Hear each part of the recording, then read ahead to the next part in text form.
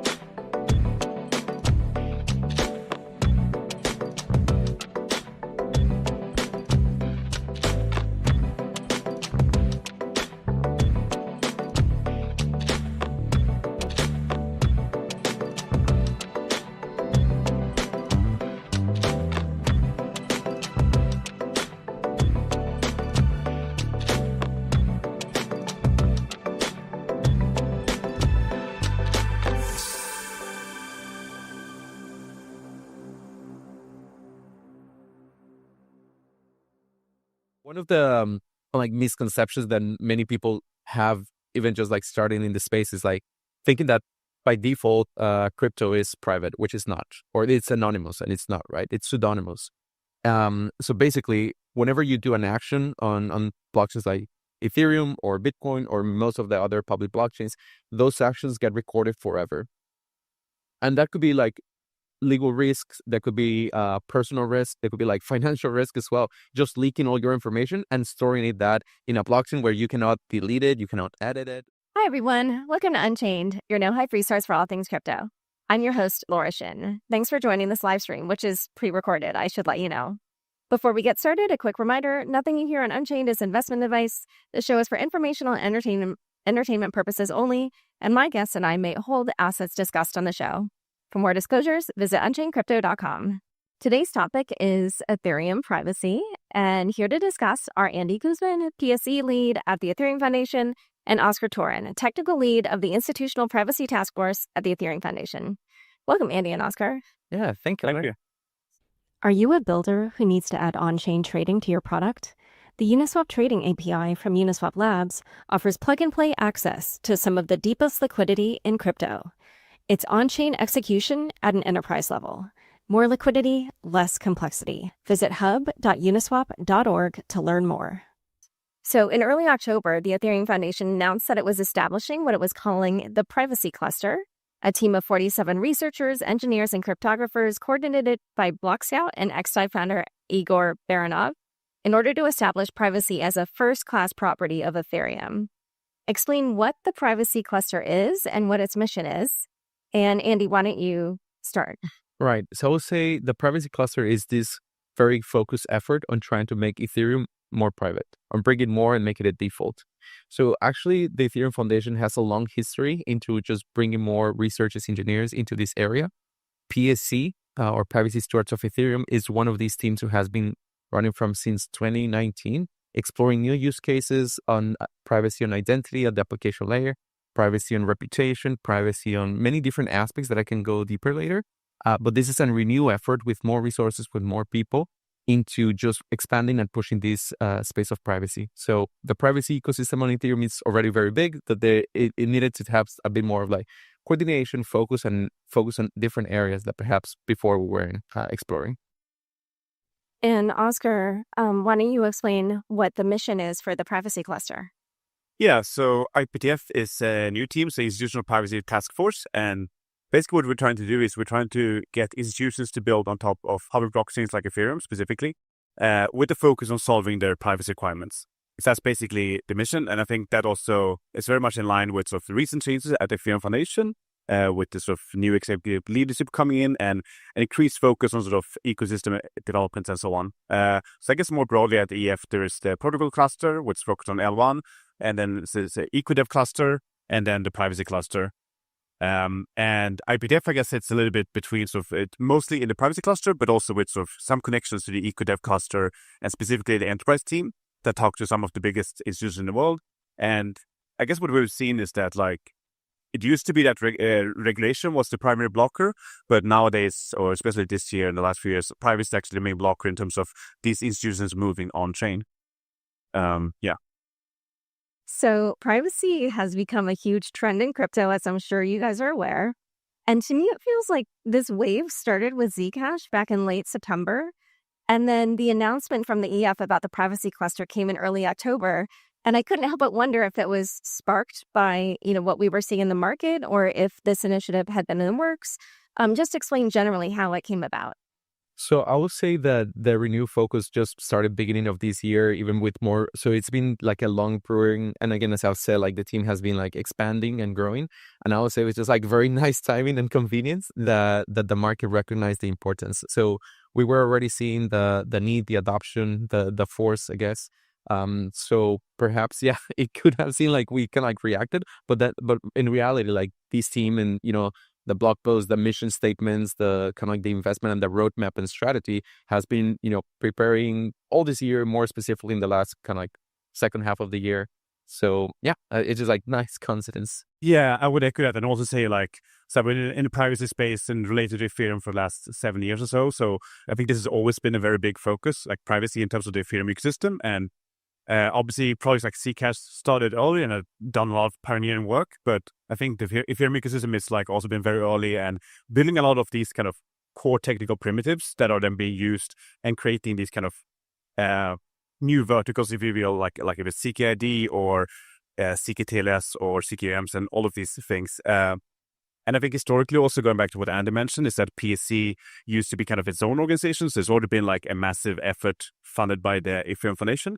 I think what is new this year is that it sort of focuses mission a little bit and focusing on privacy on Ethereum specifically and not sort of privacy broadly in sort of the ecosystem. So I think that is the main shift. So it was very much like a proactive thing and whatever's been happening recently, that's more of a coincidence, I would say. Yes. Oh, okay. I don't think I knew that before. So Privacy Stewards of Ethereum started as a separate organization and then it kind of got folded into the EF. Right. It has always been part of or supported by the Ethereum Foundation, but it operated a bit more externally. And I think that makes sense in that earlier years because like the primitives, like the creativity, or most of like kind of like just needs or explorations where it made sense. But right now it made a lot more sense to kind of like refocus 100% on the Ethereum space and not as broadly, and also to just better connect and collaborate with the rest of the Ethereum Foundation teams that existed.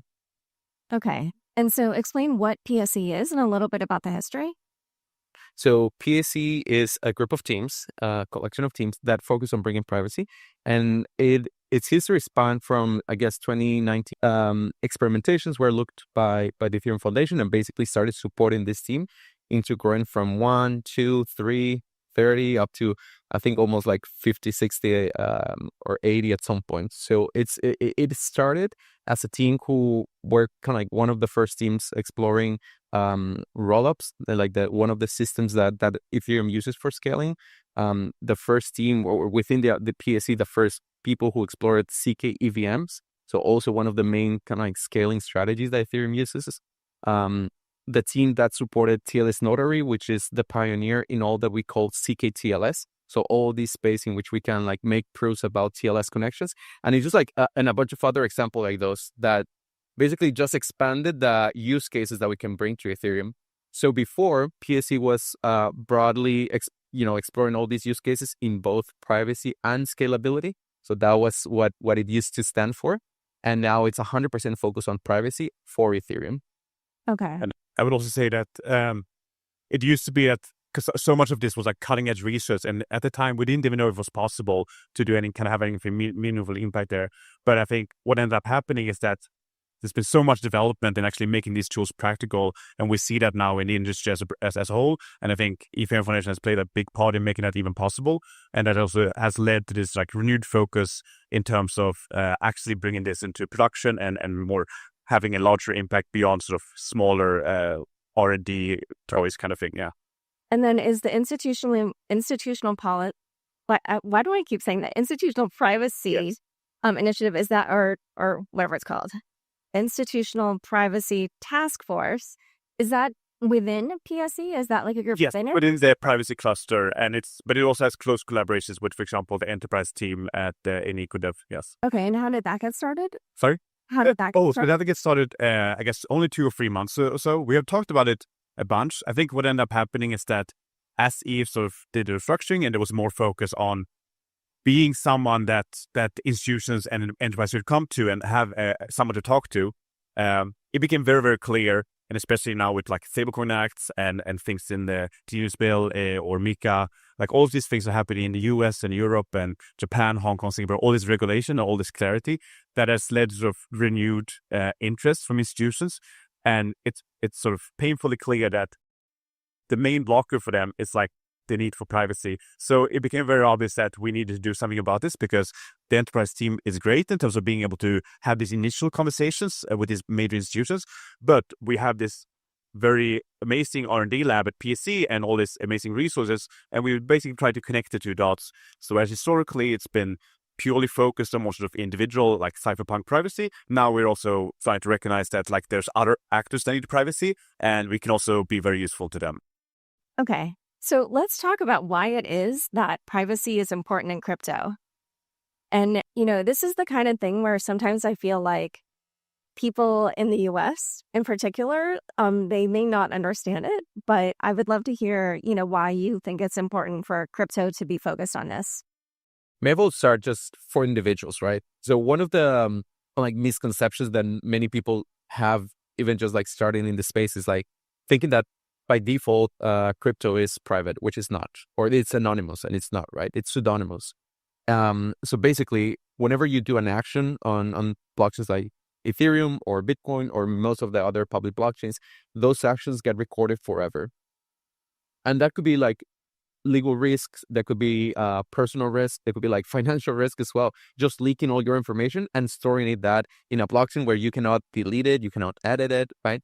So that is just like a huge need for users. And I would say like all this cypherpunk movement, all this like start of this industry came from self-sovereign individuals and had like really strong ties to, privacy technology in itself. So as I've said, like it has always been the case that privacy has been important, but perhaps the tools just lack more maturity just in order to kind of like reach this inflection point of like, 1, like we need it, and 2, it's possible. It's getting, easy to use. It's cheaper to use. And just basically it seems to be like the inflection point for individuals to use it is coming now, right? And we can see also the market, and we can see kind of like the attention, but at the end of the days, it has always been the case where privacy and having the freedom and the power to control who sees what from your information and your assets it goes back to kind of like the core values of these movement, I would say. Yeah.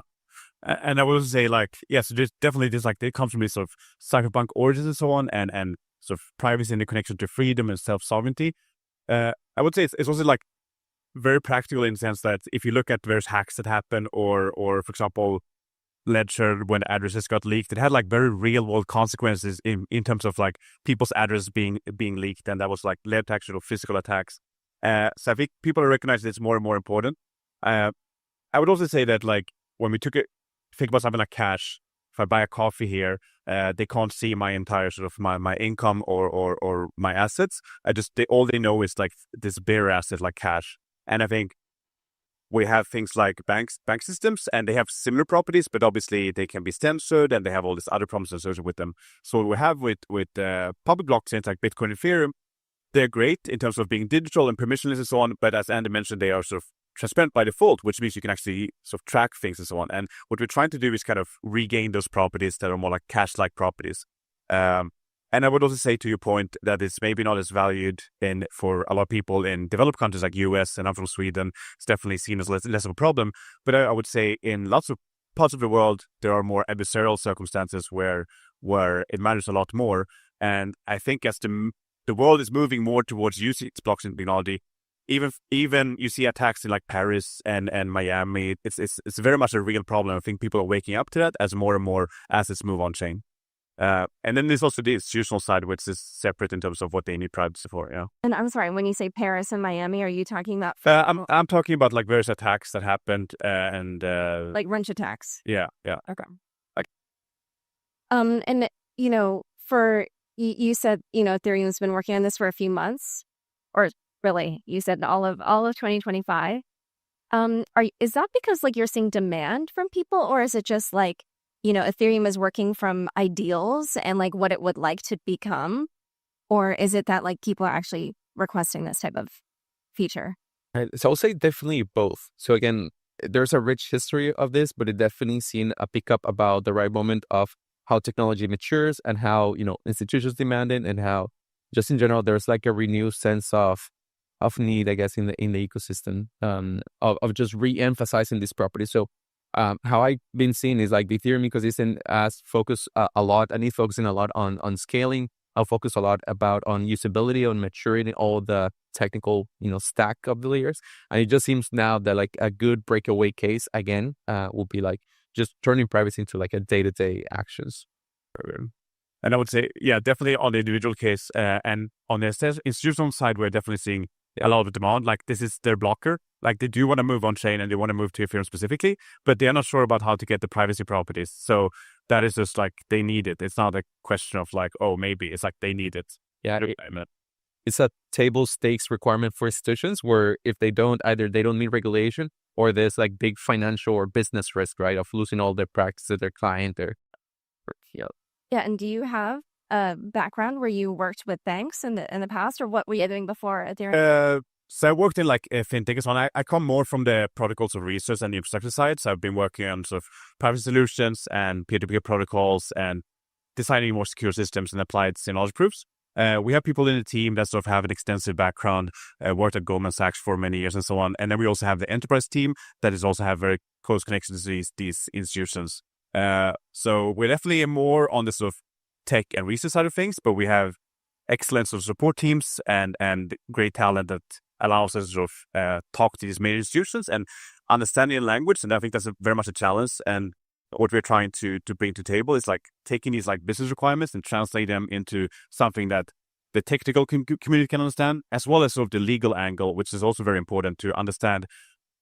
What does this mean for existing regulation and future regulation, and how does that connect to technology? And that's something that I don't think anyone has really done, and we're basically trying to demystify that a little bit, yeah.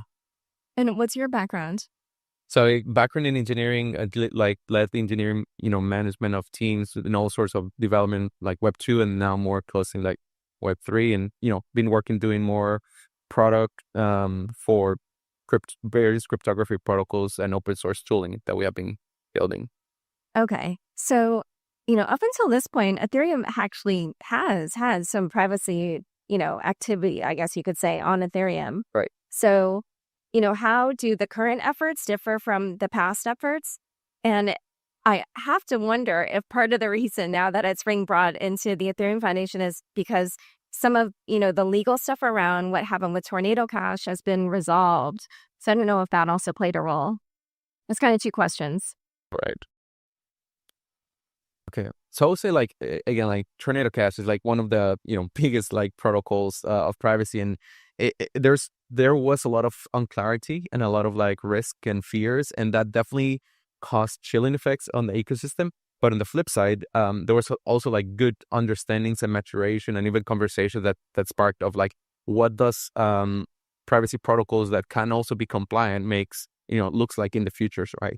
So this is not only a conversation, the Ethereum Foundation had, but rather like the whole Ethereum ecosystem and crypto ecosystem in broad kind of like made a push and are continue to push it for like more clarity. So that is on one side. On the other side is just like, there continues to be demand, right? So the more users, the more institutions, the more like, I don't know, public, governments as well want to use these public blockchains, there's like an increased, need of these tools. So definitely it played a role. But I will say like in parallel, it's just like broader demand. I would also say the technology has evolved a lot. So like Tunicash was a very useful primitive, but we can do so much more now and more cheaper and so on. And we have more expressive systems. So I think it sort of goes hand in hand as like there's been so much accelerated R&D that the things we can do now are way more than like just a few years ago. And that also impacts the kind of use cases that can be applied. Yeah. So I'd love to hear you describe once what you're working on has come to its full fruition, like in your head, what's the ideal version of what this looks like? Walk me through, maybe a comparison between like transactions today versus transactions in the future, or, certain applications or use cases that you think would be enabled once everything that you're working on comes to fruition. I'd love to hear kind of what the vision is. Okay. So maybe I'll start with saying like right now we don't have metadata privacy. So metadata privacy is like all the things that you leak, all information that you leak before you even do an action on the blockchain. So things like whenever you open a wallet, you're leaking your IP addresses with the information that the wallet address, the on-chain address that you have, and there's a correlation to that. You're leaking what tokens you're pulling from, the price, the gas. You're leaking everything at the end of the day into all this myriad of infrastructure that exists. Just to provide like users, most helpful. So current state is like you're leaking everything. Future state is like how can we give anonymity and confidentiality to all the requests that we do, and that is what we call within our cluster like private reads or metadata privacy. So every time you do a transaction or every time you try to read from the blockchain, you can do that privately. The other aspect will be like on-chain privacy or financial, which have very many different use cases, right? So in Ethereum, because it's such programmable, you can do all these financial use cases, which I can talk in a bit, but you can also do all these like governance use cases, right? So things like DAOs, things like voting, things like delegation and voting. Those are all things that have been maturing over the years, and that just basically by keep adding keeping like developing these infrastructures just makes sense to eventually have more corporations, have more local governments, local associations, just leverage these other use cases on chain, right? So it's maturing, and I would say like it will continue to solidify, increase kind of like the strength, the security of all these systems. And then wait, so one question about the DAO voting, because right now we can all see when it's like a whale who's dominating the vote or, whatever. Right. But in this world, will that not be visible? It could be possible that you design new use systems that are not only token dependent. So one of the drawbacks of basically one vote, one token is like basically whales dominate kind of like the narrative. They dominate the kind of like the outcomes of the votings in many of these DAOs. But there could be a system in which you just generate a zero knowledge proof of that you're an individual, that you have participated of a specific event, and that gives you access to just one vote. And then it will mean like it's very hard or it's impossible to game the system, and will actually be more like democratic processes. There are like many teams here building primitives called like zero knowledge CK passports or CK identities, where they're basically one-to-one mapped to an individual. So without disclosing the specific, your name, your specific, personal information, you can still prove that you can vote. So there are like many like new use cases that we can explore and that are currently being built in the Ethereum ecosystem that go beyond even financial, financial use cases. So I would expect like in the future, there will be like more, local governments or even like institutions and corporations using on-chain mechanisms for their deliberation decision processes. And I would add, like, also, for example, on the CKID side, spend lots of efforts at PSC, so you even make it possible, because a few years ago, that was not something that was possible. Another thing is that you want to be able to do that on a client side, so for example, from your mobile phone, because what you're trying to prove is that you're in possession of a passport or something like that. If you upload your passport to a centralized server that then does that, you kind of lose the whole point. And that's used as like a building block in lots of systems when it comes to like KYC or voting and so on. So I think there's lots of these small building blocks. And the same thing goes for something like CKTLS that's used in certain on and off ramps, and the same thing for CKVM. So I think there's lots of examples of these technologies starting out as R&D products and then coming to fruition and now sort of having a very real impact. I would say in the institutional side, it's a very new team. It's only been on for 2 months or so. We have done a lot of mapping work, because what we are trying to do is basically, we talk to these major institutions, the biggest institutions in the world, usually a bit more on the financial side, but we also talk to some NGOs and governments. And we're trying to understand like what is the precise business needs and requirements. And then we try to document that and make as much of it public as possible. And then what we try is like connect that to what is going on in the ecosystem, because the ecosystem has developed all these technologies and primitives, and there are various vendors in the space. And we try to make that very explicit, like here's the business use case, here are the requirements, as well as the legal requirements of like what jurisdiction are you operating under, because it's very different in the US versus Europe versus Japan.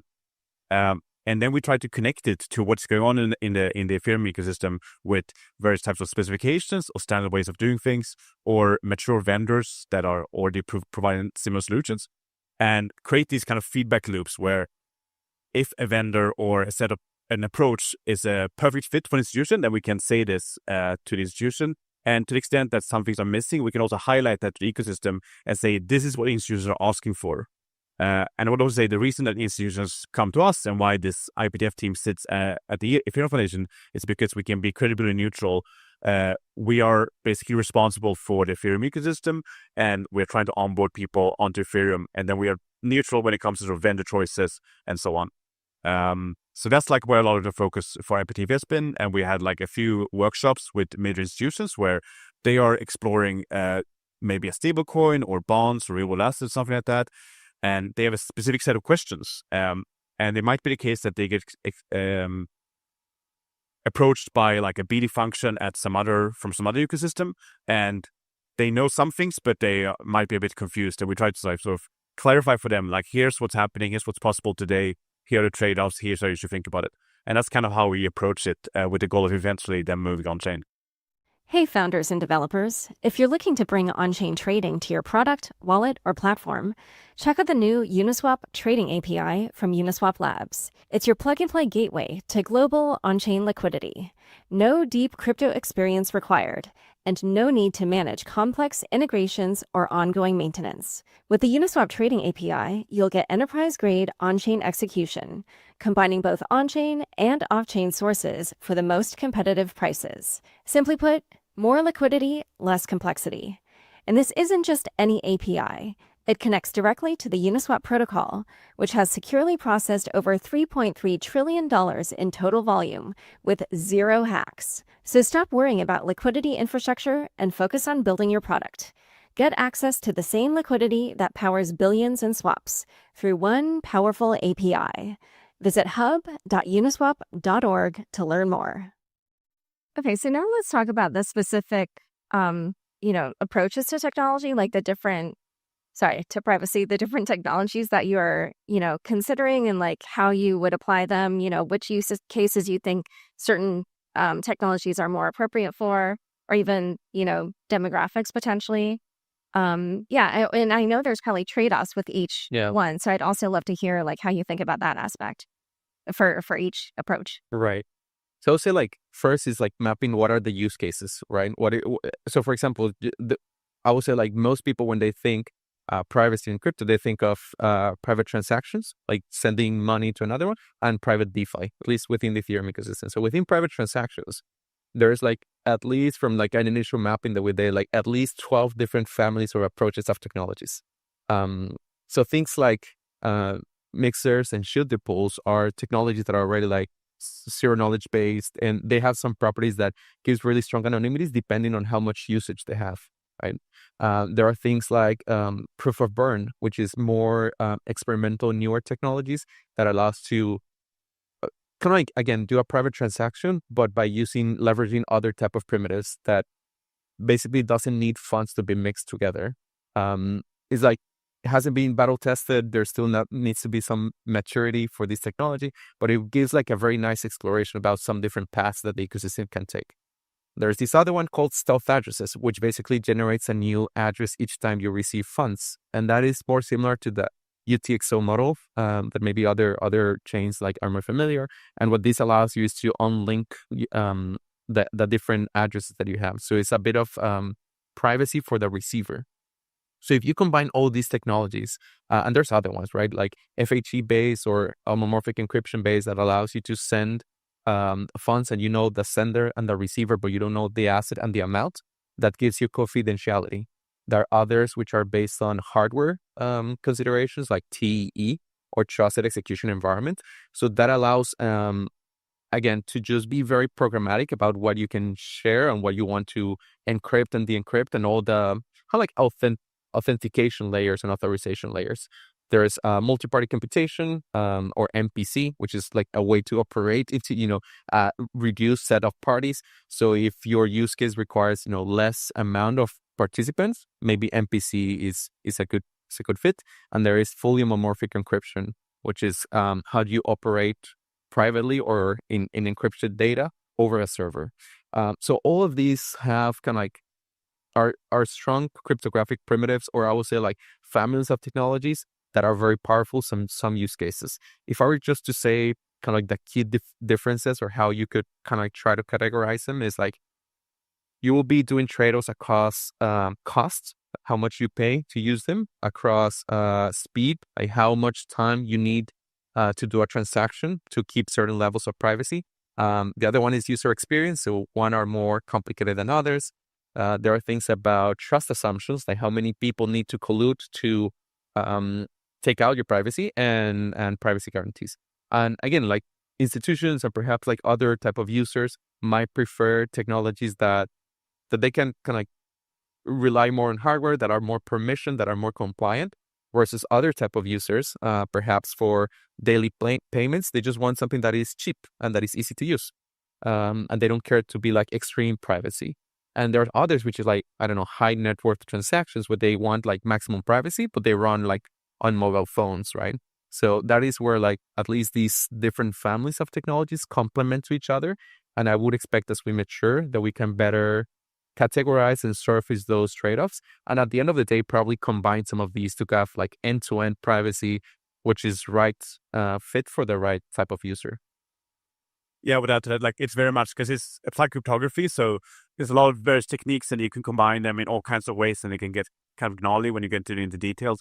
Like if you have a rollup, for example, that the proving system you would use is very different from if you're trying to do some CKID solution that has to run on your phone. So it's very different depending on the deployment and also the specific like threat model and so on. And yeah, there's also things when it comes to more metadata privacy, if it's onion routing and mixed nets, there's a lot of different technologies. And I think, as Andy mentioned, there's sort of they differ in terms of security and trust assumptions and performance, as well as like just technical maturity as well. So depending on, there's a lot of very promising research are happening now that might only be actually widely deployed in a few years from now. And that's just the natural cycle of things. Just like Stenosis proofs used to be this thing that was more of a research problem like 5-10 years ago. And now we're seeing it more and more widely deployed. And you have similar things going on with FHC where it might take a little longer to sort of reach its full maturity. Okay, yeah. I mean, just listening to it all, I'm just aware that it's in a way it's like you're going to create so much optionality and then there will be multiple combinations that people can use to, achieve their goal. I actually wanted to work through some of the different ways, at least these were the ones that were outlined in the blog post, to get more detail. So the first one was private reads and writes. Explain what that is and yeah, how it's being resolved or like the different ways that you're approaching that. Mm-hmm. So private reads, I will say, is all these privacy that you want to ensure whenever you query the blockchain. So whenever you read the blockchain, so if this was a book, you don't want people to know which pages you are reading in particular or which sentences, because you might leak information about who you are and what you are interested or what are your intentions. So again, we can also mention this as metadata privacy. Private rights will be whenever you take an action, like writing, or whenever you do any action on the chain, right? So things like voting, things like delegating, things like purchasing NFTs, tokens, things like doing transactions, things like DeFi. All of these will have your actions recorded forever. So you would want these actions to have some level of privacy, so they cannot be linked back to your address or your intentions, or even like your persona. So I will call this like more on-chain privacy. And the third one or track that we have, at least within PSE, we call private proving, which is like all these elements and libraries, which allows you to kind of like port data from Web 2 into the Web 3 world. So for example, if you have a driving license, if you have a bank account and you want to prove that you have more than a certain amount of funds in your bank account, you can already prove this with technologies that, we're developing and the Ethereum ecosystem as a whole is developing to port over these things, and a bunch of other kind of like necessary technical explorations, benchmarkings, and efforts that we're trying to do to make these things usable for the day-to-day users. So not only these things will run in like big servers and big, computers, but rather they need to run in your phone, in your browser, in your laptop, in normal day-to-day, hardware, I would say.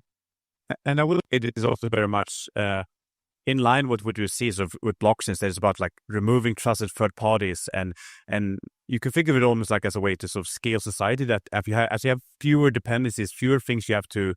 Do I trust this party, or do I have a legal contract or something like that? It's more that you're trusting the math as opposed to humans and policies. And as you do that, and especially as you do business across multiple jurisdictions, it sort of simplifies things, because as long as someone has proven that this works correctly and you trust that the code is secure, you can actually rely on it as a building block. And that's a major thing with, for example, private proving, that you can have this data provenance, and you, instead of trusting some custodian, some corporation to sort of deal with your KYC data, whatever, that easily gets hacked. We see that like every few months that passport data gets leaked or gets hacked or all these things, right? So we're trying to remove that and basically have these building blocks where we can create proofs and use that sort of to build better systems, essentially. And that's kind of similar to how internet works as well. Like where you started, everything was in clear text and HTTP, and there was like a fight, the early crypto wars in the 90s. And then eventually everyone realized, oh, it's actually a great idea. We want HTTPS because that's how you do payments online. Otherwise, you can't buy something from Amazon. And just like natural, now people take it for granted. If you don't see sort of the green marker for HTTPS, that is like now every browser enforces it, right? So it's just taken for granted. And I think we see a similar things here with public blockchains and just creating things being more secure and something that you don't have to think about. It just kind of works under the hood. And out of curiosity, is that something that financial institutions are like interested in, because then all of a sudden they don't have this honeypot of data? Or is it something that they're a little bit wary of because then it gives them less control? It's a good question. I think it depends on the institution. I think ultimately a lot of them, they have a very mature business and they know how the business works and the value they provide. And that very much fits into these building blocks, because what they want, these are major institutions, and they want a secure system. They don't want to just rely on, some random vendor or whatever. They don't want all the transactions to be public. For them, it's very important that if they do issue a bond or trade it, they don't want to leak all that information, and they want to have minimal sort of trust assumptions on that. I think the way a lot of major institutions and companies think about it is that it's like a question of risk. Like, what's the worst case scenario, and who am I trusting, and so on. And if you can remove this kind of arbitrariness and have it be like, okay, this is actually proven that this works, that's amazing for them, right? Because they can create even bigger products that serve sort of their customers. So I think it very much fits. It's just a matter of like the trade-off space looks a little bit different because they are operating in a regulatory environment, so they have to abide by all of that, and they want to integrate with their existing systems, and they also have very high requirements when it comes to throughput and stuff like that. So it's just like a different point in the trade-off space, I would say. Okay. I'll cover the remaining points that were in the blog post. One is private identities. Can you talk a little bit about what that is and why it's important? So private identities is like, as we move more online and we need to prove certain facts about ourselves, whether that be like our age or our residency or, nationality. There has been even like massive push worldwide to try to gain access to different, websites in the States, in Europe. And although it might come from like the right intention from many of these regulators, it does possess like a huge risk, right? Whenever you add, as we're talking about, more KYC, like know your customer, like you are leaking your information everywhere, and it's much easier to impersonate. It's much easier to know risky details about you online. So this push will be like, how can I make zero knowledge proofs in particular and prove specific facts about me without disclosing all this information, without me having to send the document, the picture or everything, right? Whenever you check into a hotel, whenever you buy, some airplane ticket, whenever you want to apply for a financial product, those are very risky actions that right now we have normalized, but in an ideal state, we don't need to leak all this information. We just leak, yes, I'm over 18. Yes, I'm not from a sanctioned country, or yes, whatever, right? So I will try to differentiate like the projects here, like greenfield and brownfield, right? So greenfield or brownfield is like the already existing, digital identity schemes that exist in countries. So for example, in the country of India, the scheme is called Aadhaar, or the program. And there's like 1.3 billion users, having very used to just using the cards and verifying online. And that's not very private. So it's like, how can we retrofit these systems and add zero knowledge proofs and other type of technologies so they can just prove online that they are a specific state or a specific vendor or whatnot, without leaking all the rest of the information. So there's like some efforts there. There's a project called Aadhaar. There's projects in the country Taiwan. There's projects in many different parts of locations. At the end, anything that is signed can be used as a building block, so you can like retrofit and add privacy to it. But then there's also like greenfield, which what we call is like governments who want to start from scratch or want to improve the current system. And a really great example that is the Kingdom of Bhutan. And there's like a very forward-thinking, kingdom that basically is trying to provide the most secure, most self-sovereign digital identities to their citizens. And they built their digital identity system on top of Ethereum. So they use Ethereum as a way of like trusted registry, where you can know that things signed with this key match to, I don't know, official documents from the Kingdom of Bhutan. But then these identities can be ported over can be carried on your personal phone and can generate proofs and can generate facts about it. Actually, Google also released their own stack a few months ago, earlier this year, and I know Microsoft as well. So there's a trend, right? There's a real need about having strong privacy-preserving digital identity systems, and CK, or zero knowledge, is like a great technology to build things, whether it's retrofitting or building from scratch. And I think Ethereum and blockchains in general are also a great thing as a trust registry or as an anchor point for many of these use cases. And so how does the identity get connected to the person? Because like, what if my like provable identity gets hacked, and then like a random person who's not me claims to be me, but they have the proof? Right. Like, yeah, how can that? Right. That's a great question. And I would say those are all design decisions and part of like the schemes that you want to do. So two things that are usually used or done in this domain is like, one is like short-lived or single-use proofs, or like, and the other one is revocation. So if you get your passport stolen, you go to the embassy or you go to whatever police station, and the same case with a digital identity, and you basically file a report.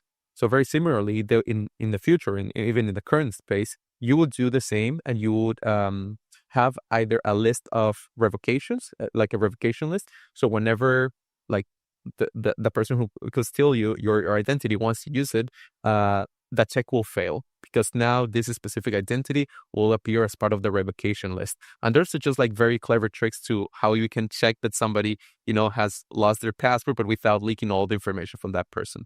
And the other one is like in revocation, there's also expiration dates.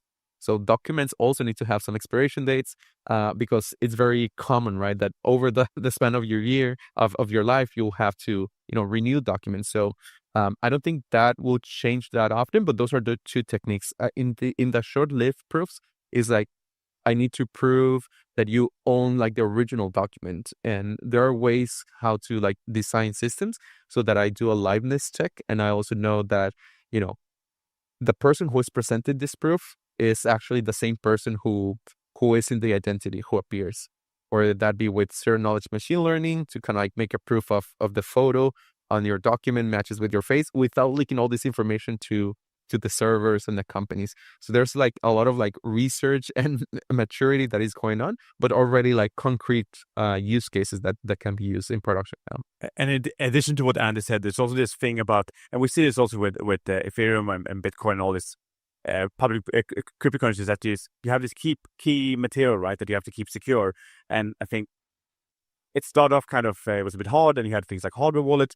But now the UX is improving more and more. So, for example, you can tie it to your device. So you use kind of Face ID and passkeys and all of these things. And there's more things like multi-sigs, and you can lock it for a certain period of time. And there's things like social key recovery, where you can basically say if 3 out of my 5 friends or contacts, if they attest that this is me, I can get access. So I think what we're seeing is there's like a massive level up in terms of user experience for how to deal with this key material, because as we move into more and more digital world and more sort of self-sovereignty, it's very important that you sort of keep this secure, but it needs to be useful by anyone, not just like people who are very deep in technology. And it's in a way better state than just a few years ago. And I think you can see this in various types of wallet efforts and so on.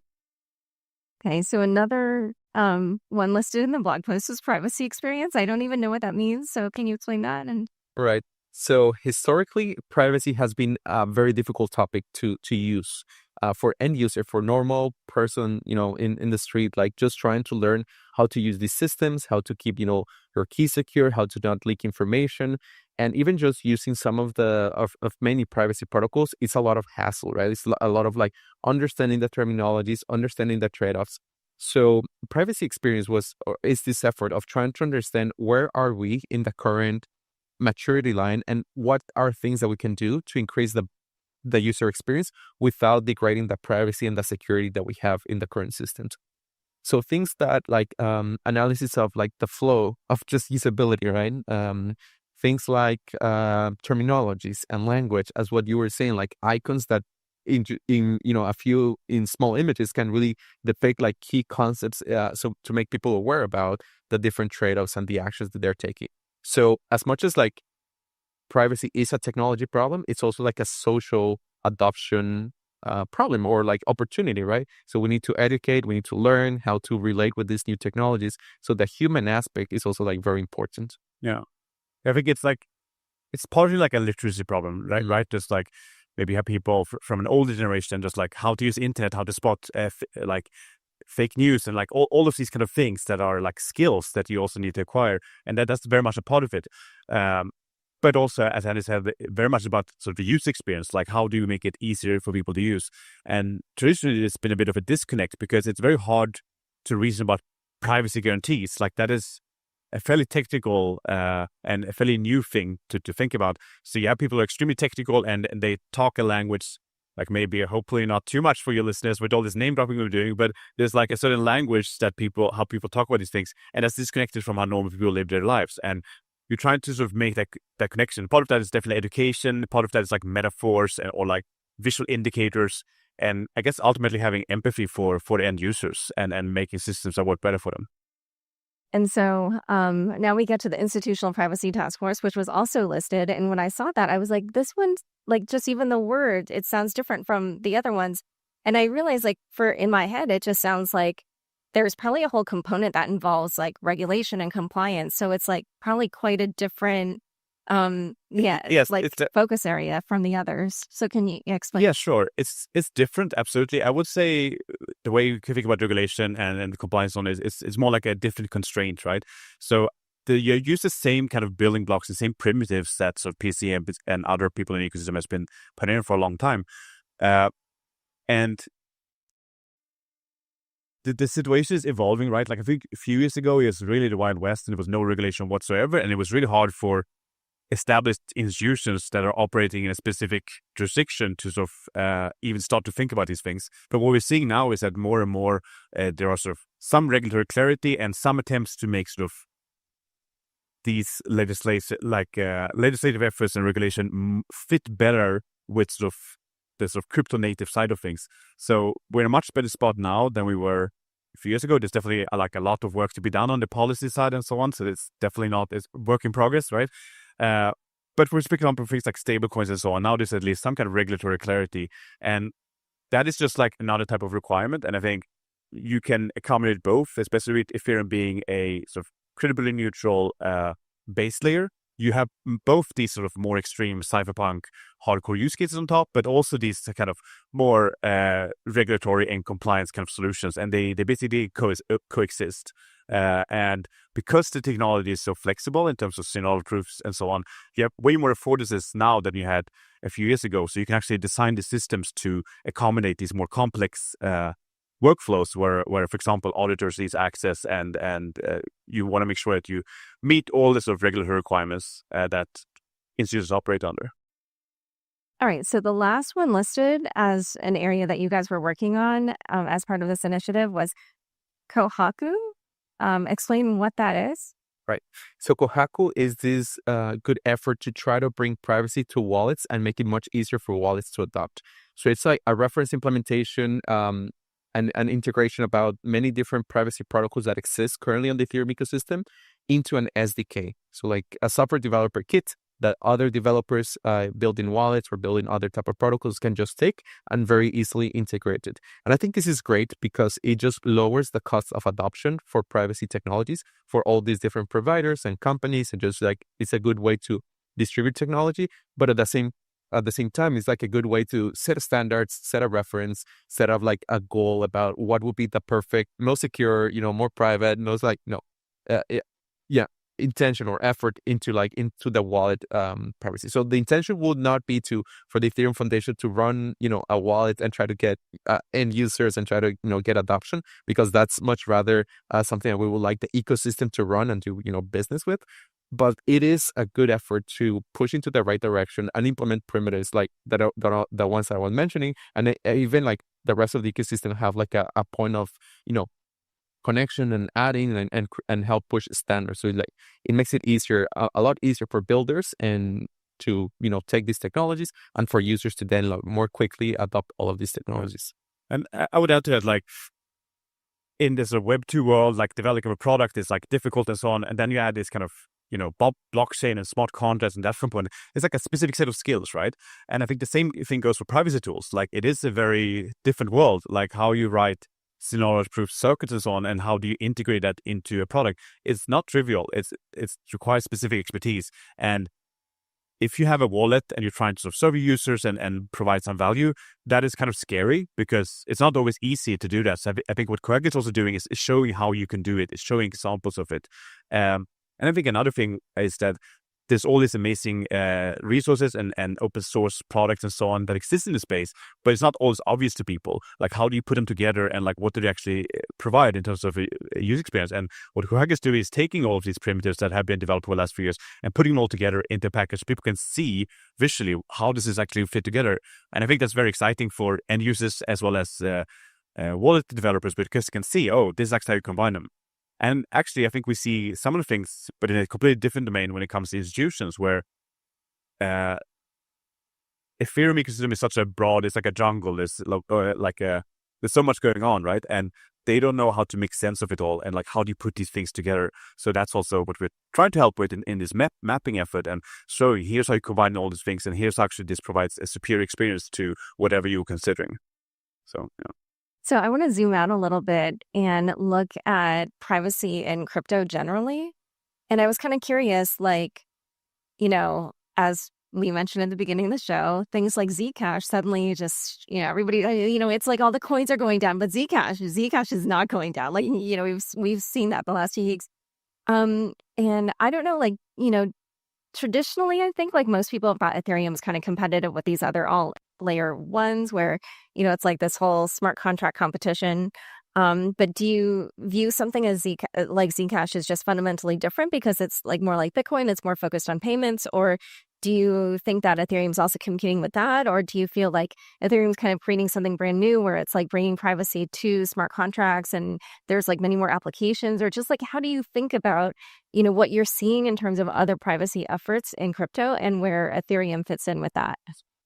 So I guess just briefly on Zcash specifically, I think that Zcash and Ethereum are very much philosophically aligned, and the communities, especially this privacy part of the Ethereum community, and it's like a lot of collaboration in terms of actual code and research and so on. So I think they're sort of seen as like very friendly to each other. And I think the space of like, it's so big that I don't think it's not competing. They're sort of, if anything, complementary. And Zcash specifically is focusing on payments and so on, whereas Ethereum, first of all, the base layer is still transparent and so on. So a lot of private solutions are more on top. But Ethereum is obviously has home to DeFi and stable coins and all of these other types of applications. So it's actually somewhat of a different niche. But even to the extent that there are like payment protocols on top of Ethereum, I think it's they might use similar technology, but I don't think they are like actively competing because the space is so large. Yeah, That's, I guess, how I would frame it. Yeah. And what And about like the sorry, broader... going back to you mentioned, so I would say also there's definitely been some movements in the markets recently. I would say that when looking at something like Zcash, I think fundamentally that comes from like very strong R&D and making actually real progress just the last year and so on. I believe you had them on the show recently, and I think that's sort of the origin of it, and then everything else happens after. Yeah. And also, like, it's well deserved, right? It's like a good team, a good ecosystem, like very, value line and just like very strong technically. And they have pioneered zero knowledge proofs, a lot of like languages to write all these things. But yeah, fundamentally just took different paths. So I saw Sean Bowie also like showing like kind of like the philosophy that they were taking, like it's like add privacy, then add usability, and then scale it. So right now they're in the part of scaling, and that is where their new papers, new proposal for upgrades go through. Whereas Ethereum has much more focus on like decentralization and then usability and all these, rich history of explorations and new use cases that started on Ethereum. And in the past couple of years have also been focusing on scaling. So I would say like right now, and now we're like super pushing hard on privacy. So I would say like there's a lot of things that we can learn from the Zcash ecosystem. There's a lot of things that now they will want to learn from us as well. How do they scale and how do they bring usability from like the layer 2 centric roadmaps to like other like more core engineering, distributed engineering like skill sets.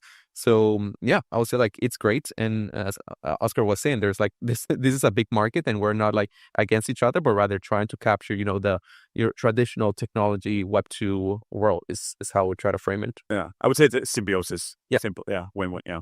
Okay. It was very an Ethereum like answer, like kumbaya. Yeah.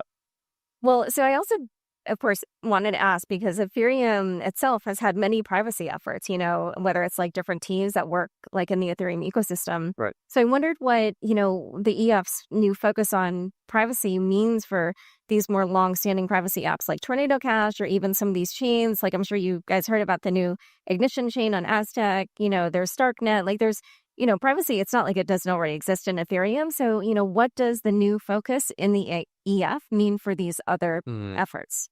Right. So I'll start by saying that it's just, a lot of collaboration, a lot of symbiosis. Like we do have direct lines of communication with all of these teams in the Ethereum ecosystem because we want to help them and we want to see what they're thinking, what is progress, what direction we're all taking. And just experiment with different primitives.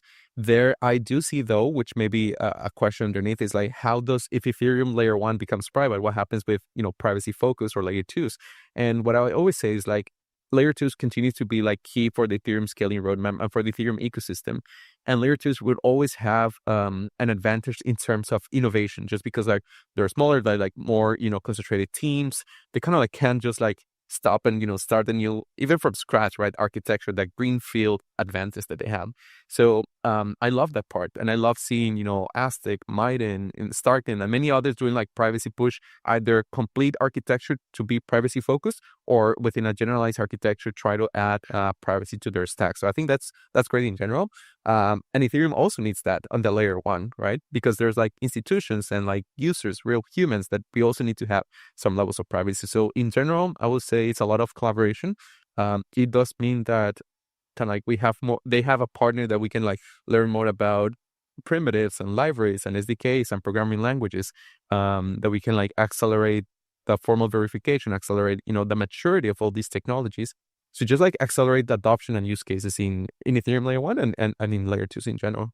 And I would say in general, the EF tends to take a more of a subtractive approach. So if the ecosystem is solving a problem, there's no need for us to meddle with it, right? We're trying to work on the things that are overlooked or we see there's a need for, and maybe there's not enough incentives for other people to work on it. And we can sort of act more as a coordinator and have targeted R&D towards areas that are maybe not like a little bit overlooked and so on. And from an institutional point of view, I do think there's like a lot of appetite for like very customized, like if it's like having a drone L2 or whatnot. And that's kind of also how the Ethereum roadmap is shaping up in terms of allowing these different kind of app L2s or whatnot. Yeah. If I can give an example, there are like 20-something, 30-something teams building zero knowledge virtual machines, CKVMs. And in a way, they all, claim theirs are the best and the fastest or the most scalable. So efforts like just benchmarking these CKVMs makes a lot of sense. Now, there have been historically a lot of benchmarking for scaling, like how many, transactions they can do per second, how big, the proofs, or how many Ethereum blocks, how fast they can be proven. But now we're also doing benchmarking for how can they run on your phone, like client-side proving. So doing these efforts in tandem with all the R&D and experimentation and innovation that all these teams are bringing really helps accelerate the development of technologies and eventually, the adoption for normal users as well.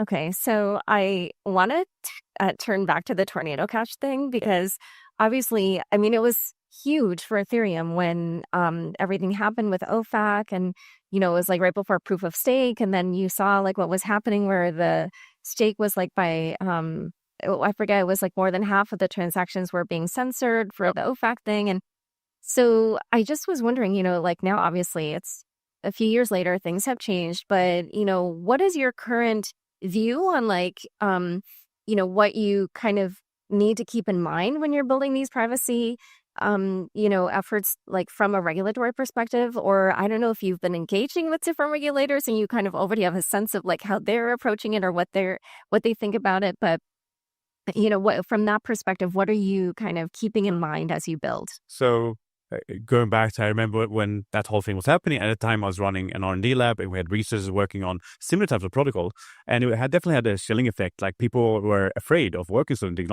certain technology. And I think this is just how, whenever you have a disruptive technology, there's always going to be power struggles and figuring out like, how does this work? And like his code law and like all of these things. And it takes a while to shake out. And we saw this in the 90s with the first crypto wars. And we saw this with Tornado Cash. And we also, obviously, a lot of things are ongoing, but there's at least been some progress there on the regulatory side. So I think that will kind of always be the case whenever you have some kind of really disruptive technology, which Ethereum and public blockchains are. I would say in general, the way EF thinks about it is that we are more, I guess, on the like R&D side of things. We're not necessarily running things in production. That's not our role. We're trying to facilitate and sort of enable that, but that's usually sort of different products that would take different types of approaches. I would say in general, the ecosystem as a whole has, I guess, learned a little bit from it, and there's been definitely various conversations with regulators that individual teams have had to sort of understand how they can design their systems better. But obviously, people will sort of choose different points here and how adversarial they want to be and so on. And that's just part of Ethereum being this incredibly neutral infrastructure and then people making different choices on top of it. So just to add to that, there is a spectrum, right? And from one side is like the most compliant, the most like government, the most like, practical or responsible privacy. And on the other side is like the most cypherpunk, the most permissionless. And in a permissionless layer, anybody can build anything at the end of the day. So as Oskar was saying, both will coexist. I guess it's just like recognizing that there will always be these power struggles, these different differences of interpretation. What was illegal at the time from states for a specific government or administration won't be for the next one. And it's not for like different parts of people in the world who also wants to use privacy. So again, like the strategy will be to just continue to be the credible neutral, layer for interoperability and for, teams, governments, corporations, just to be able to transact more freely.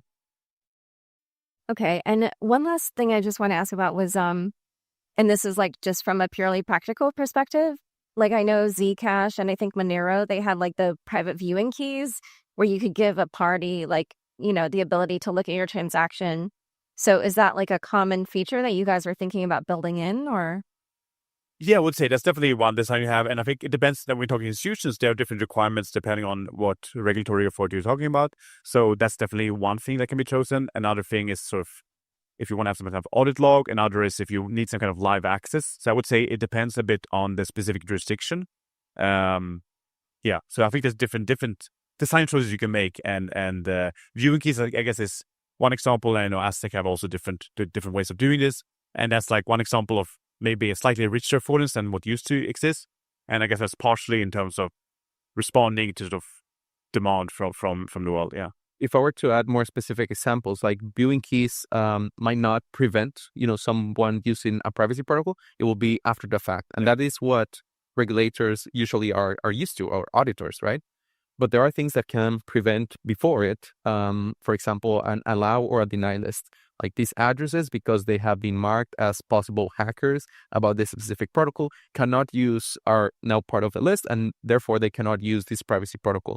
And those are like self-regulation mechanisms that the ecosystem has found that I think are very much more appealing to or could be more appealing to regulators and jurisdictions, right? So there are other aspects like, zero knowledge KYCs, like if you have done KYC with a specific institution, how can you take this over and just allow people who have, KYC before? So there are things there. There are things like KYTs, or know your transaction, which is like a risk score depending on specific models. So there's just like a very rich design space about when you're thinking about just compliance. It just depends on which jurisdiction you're trying to be compliant with and what are the the needs, the requirements. And there's like it's very expressive technology. There are many ways in which we can build that. So can you give me a sense of the timeline here? Like when do you think all of these things might be implemented? What do you think will be implemented first? How quickly might we see these things being implemented? Yeah. Right. So I will say a statement, like a prediction. I'll say like in 6 to 12 months, we're going to say Ethereum has solved the private transactions in the ecosystem. There are just so many teams doing all these trade-offs, and I have no doubt that we have solved these. And when you say solved, you mean like you have the technological way of doing it, but maybe the implementation hasn't happened, or like the implementation, the production, it's already it's only on the adoption phase, right? Okay, and that is like for layer one transactions. For layer one transactions, that is my prediction. Wow. Yeah, I'm sure like next year we can talk. We should make a prediction market for it. Let's do it. Let's start it. Like I'm very convinced that this will happen. It's just like seeing the strength, the technologies, all the different approaches. There's no doubt in my mind in 6 months, 12 months, and like even like been put into an upgrade, and it's okay. Wow. Yeah. I know that. Awesome. Wallets, so many things. I would also emphasize that like a lot of things are already in production, right? Yeah. Like for example, Railgun, they have I think $4 billion TVL or something like that. It's like private DeFi, so that already exists, right? Yeah. And you have similar things like CKID that are used. I think Aztec used it in their sort of recent effort they're doing. So that's already live, and also CKTLS is used for on and off ramps in a permissionless fashion. So there's like all these technologies already live, right? It's just a matter of tweaking and growing the market and so on. Mm-hmm. In terms of institutions, like there's already like a lot of institutions building on top of Ethereum. There's, I think, things like private stablecoins is definitely a hot topic, and I think we'll see more and more of that over the next 6 to 12 months. And then it's just a matter of like products phasing it out in terms of pilot products and like slightly larger size and then more deployments. So I think it would be like a gradual shift. But I think there's a very much big appetite for it. And just with the regulatory clarity, I think there's like a lot of parties that are very excited to sort of, be early on it. Okay, so I need to understand this. Once this all gets implemented, then what is it going to look like? Because, right now we're so used to like going on DeFi Llama and looking at TVL, and we can, look at like an ICO, and we can kind of pick out like different addresses, and there's like those little like bubble maps and like all that. Yeah. But like, what do you think there will just be a mix of public and private transactions, or do you think everything will kind of end up going public, or like what does that world look like? Because like for me as a reporter, I'm like, oh shoot, like am I going to be able to look things up that I want to look up, or like, yeah. So I'd love to hear what your vision is for like, what that will look like when it's all finally implemented. Right. I'll definitely say that they will coexist. Like there will be private and public transactions. There'll be things where we want the public property, right? We want like auditing and traceability and like, I don't know, ensuring like things happen. And it makes sense in that case. If we think like other examples, like in Zcash, I can't remember the exact numbers, but I think like 25% or 30 around that is like private transactions. So it's like, it's not going to happen overnight, and there are reasons why you will want to have that flexibility. But like, I can't understand why anybody would choose a public one. Like once it gets implemented, I'm like, oh, I'll make everything private. Right. I have an example. Yeah, I think it would be a gradual shift, right? And like looking at, for example, institutions, a lot of the reason they want to move to Ethereum is in terms of like access to liquidity and the fact that it's like a chain with 10 years of uptime, and so it's kind of they can kind of trust it. It's not going to go away tomorrow. Sense of persistence and being like a credibly sort of neutral settlement layer. And like if you have DeFi system and you want to have access to that liquidity, there might actually be reasons that certain things are public and so on, and you might mint, for example, a token on L1 as a kind of public thing, and you're going to have access to all this like rich DeFi ecosystem.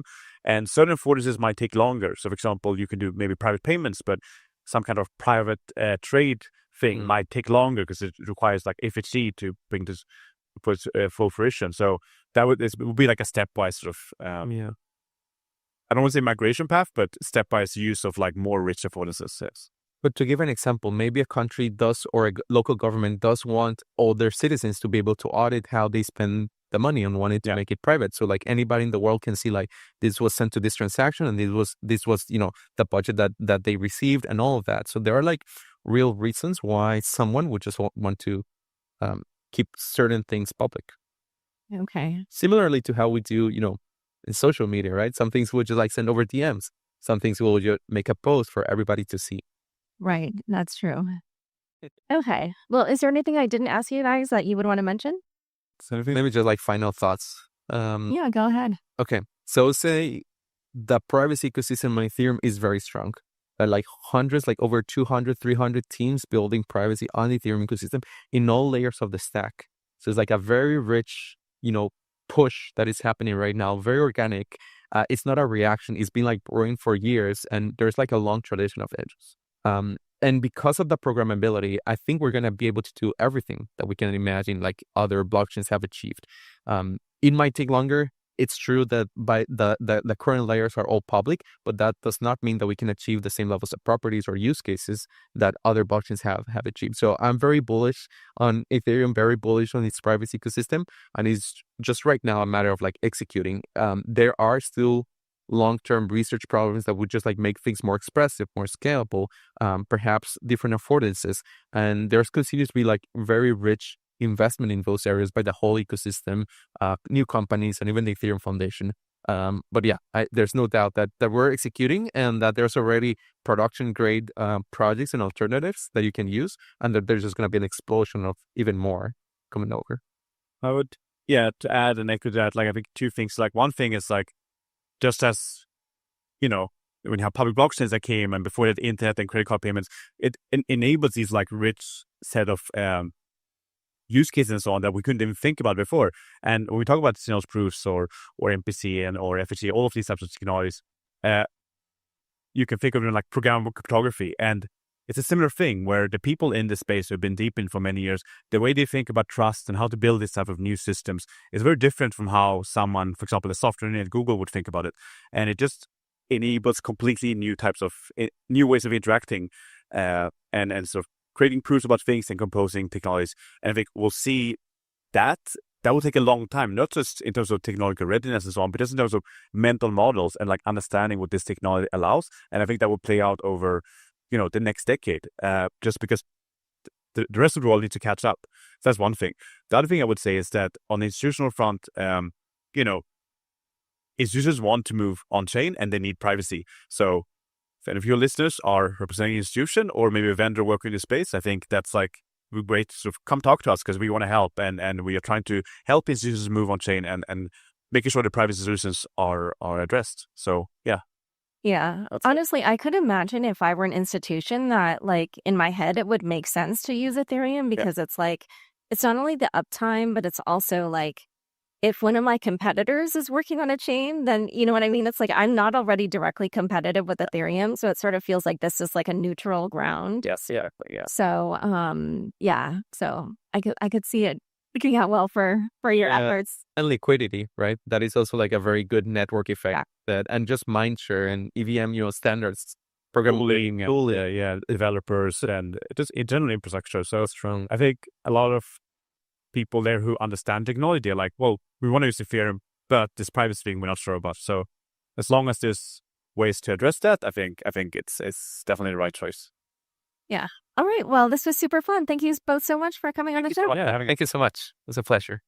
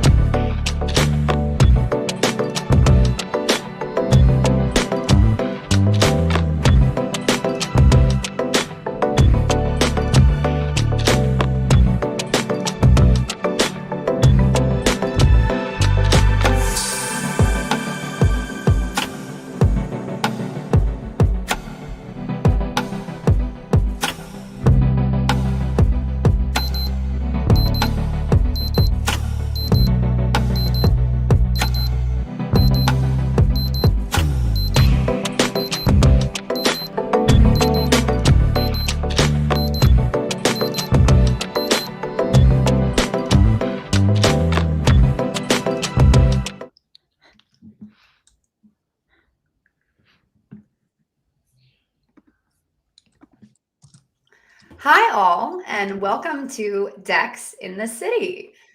We are so happy to be here, and this is where the wallets are cold and the takes are hot. First, we have Jessi, Web3 prosecutor turned Web3 protector at Ribbit Capital. Hi, Hello Jessi. from my childhood bedroom. Woo! Happy early Thanksgiving. And Vy from the SEC to Web3. Or Charlotte, apparently, which I'm okay with. I'll take that. And I'm your host, Katherine, or KKB, fluent in TradFi and conversant in deep tech over at StarkWare. We're going to dig into the stories shaping crypto, from enforcement actions to token classifications to DAOs, disclosures, and everything in between.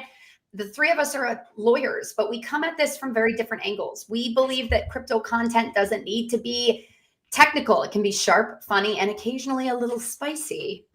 Before we get going, remember that we are lawyers, but we are not your lawyers. Nothing you hear on Dex in the City is legal or financial advice, and it doesn't create an attorney-client relationship. For the fine print, as always, check unchainedcrypto.com.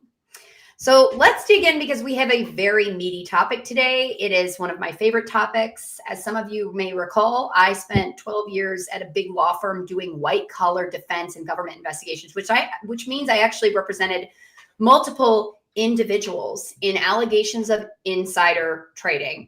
So what is insider trading? This has actually been a pretty hot topic in crypto lately. You often see accusations on crypto Twitter of people saying so-and-so is insider trading, and then you have a bunch of crypto lawyers spiraling because the crux of what is insider trading is a little fuzzy. The real core of it is buying or selling based on material, which means important, non-public information. And when I say selling, it's often buying or selling equities or stocks. Vy is going to get to that in a minute. I'm just going to provide a 2-second history, and then we are going to plunge right in to help you understand the bounds of this and to understand when someone says so-and-so is insider trading on crypto Twitter, whether they actually know what they're talking about. So the interesting thing about the history of insider trading is this law was really formed through judicial action or precedent and regulatory interpretation, so not statute. And in that way, there's a lot of parallels to crypto law, in that crypto law is being formed real time in precedent, which means judges and judicial decisions and rulemaking and regulatory action, much like insider trading was formed throughout the years. This actually all started with a general anti-fraud prohibition in 1942, and then cases in the 60s established this so-called disclose or abstain rule, which means you have to disclose the information or abstain from taking action on that basis. Nowadays, insider trading is actually prosecuted civilly by the SEC and criminally by the DOJ. So this is, again, a perfect thing to discuss with our ex-DOJ and ex-SEC hosts. So I'm going to pass this over to Vy, where we can really dig in on the SEC's perspective and the theories of insider trading. Sure. Thanks, KK. So insider trading is, I think it's one of those things that like everyone thinks that they understand, but actually the legal definition can be both narrower and broader, and in some cases, like not as intuitive as you would think, right? So at its core, insider trading is trading in securities while in possession of something called material non-public information, or MNPI. And all that means is information that an ordinary investor wouldn't know, but that would matter to them if they did know. You make it sound so simple, Vy. Yeah. So I know it gets I mean, essentially that is what it is. It gets a little bit more complicated because the law around this has evolved over the years to sort of like capture different kinds of fact patterns. But at its core, it's about basically like, not allowing some people to have better timing and an unfair advantage, right? So insider trading laws are basically about a way to level the playing field when it comes to like public company stocks. So one way to think about it is US markets depend on the idea of fairness, right? We talked about this, I think, like in our first episode. Not fairness as in like everyone has to have access to the same information at all times, because that's impossible, but fairness in the sense that no one should be able to secretly use corporate information that they're entrusted with to trade ahead of everyone else. So it's really about trust. And we need to be clear that it's not about things like alpha that you get based on like research insights or having some other kind of edge, right? It's about you have a duty and you're not supposed to use that duty to advantage yourself. So there are two main types of insider trading that have been recognized under the law. The first is the classical theory, which is what most people think of when they think of insider trading. So this is just like classic Wall Street version, right? The insider of a company, like an employee or the CEO or an executive or board member, they trade their own company's stock while they have MNPI. Like you work at some pharma company and you know that the FDA is about to announce the next day that they've approved your latest cancer drug. So you buy the shares the day before the announcement. This is like the classic, very intuitive form of insider trading. The second kind is a little less intuitive. It's called the misappropriation theory. And I remember when I first learned about this, I was like, this is so like weird and kind of confusing, but it sort of makes sense if you think about what I said earlier, which is it's about trust and making sure that there's a level playing field. So here the theory is more about like, not so much that you are an insider of the company and you have a duty not to use confidential information to trade on it. This is more about like betrayal, right? So here you don't need to work for the company whose stock you're trading. You just need to have come into possession of the MNPI through a relationship of trust, right? And then use that in order to trade. So think about like a lawyer working on a merger of a company and he tells his friend to trade on it, right? If he trades on it or his friend trades on it, they can both get charged with insider trading. And it gets really messy, V. Like, explain the bounds of this are super flex because the classic example is you're in an elevator and you hear two guys whispering. What do you do with that information? Can you trade on it? Or you're a masseuse and you overhear a call. Like, that's where it gets really fuzzy. Yeah. So I would say in general, even if you don't work at the company, you still have to have some duty not to use that information, right? So here, if you're a lawyer working on the merger, right? Or if you're a friend who got tipped from the lawyer, both of those people have a duty. Like in general, I think it's a little bit more nuanced, but in general, both the tipper and the tippee in that case could be charged with insider trading because they obtained that information through a relationship of trust and through a duty that they had to the company whose stock they traded. In the examples that you just gave, KK, so like if you're standing in an elevator or you're at a restaurant and you overhear people talking, and you just use that information to trade, you don't have a duty, right? You just like are inadvertently hearing information that turns out to be like MNPI. You can't get charged with insider trading. So that's where it's like, it's not like straightforward, but that is basically the contours of the law. So that's the second type of insider trading. But so all of the cases that have been brought under both of these theories of insider trading, the key thing to remember about them is that they always involved securities, like traditional securities, right? So stocks or bonds.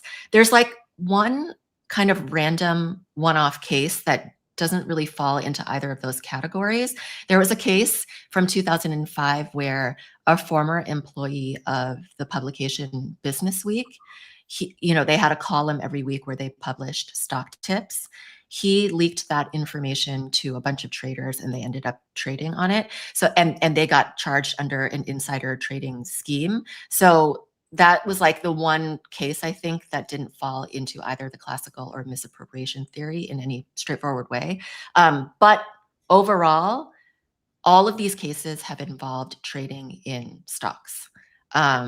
But that's where it gets interesting for crypto. Real with crypto. And the other thing I'll just note before we hear from Jessi is that a lot of this case law has contradicted itself over the years, which creates real confusion even amongst lawyers who are practicing in this space. So like, it's certainly not clear cut. Another parallel to crypto is like, there's not necessarily like crystal clear lines of what is insider trading, which has made it very important to assess like the different precedent that exists. But people do go to jail for this. Like this is often Martha Stewart went to jail for insider trading as a refresher. And just to share an anecdote from my private practice expertise, like very few of my clients actually ever went to prison. Like it wasn't a thing. Mainly we represented entities in the first place. And when we did have individuals, usually For better or for worse, commentary on America, the individuals often didn't go to prison because they were able to cooperate and provide information about their employers as part of a deal. We could go down that pipeline and talk more about the Yates memo and all these nerdy things, but I'll just suffice it there. I did have one client that actually went to prison for insider trading, and we actually got him a prison consultant. Like, this is a thing. It was a man who had been in prison for years, and he was hired for a very hefty hourly fee to sit with my client and give him tips on how to thrive in prison. Like, I was like, I had no idea that this was a job. It was fascinating. I honestly think we should do a different episode on prison and the sort of tips and associated crypto related. Yeah, I kind of want to know.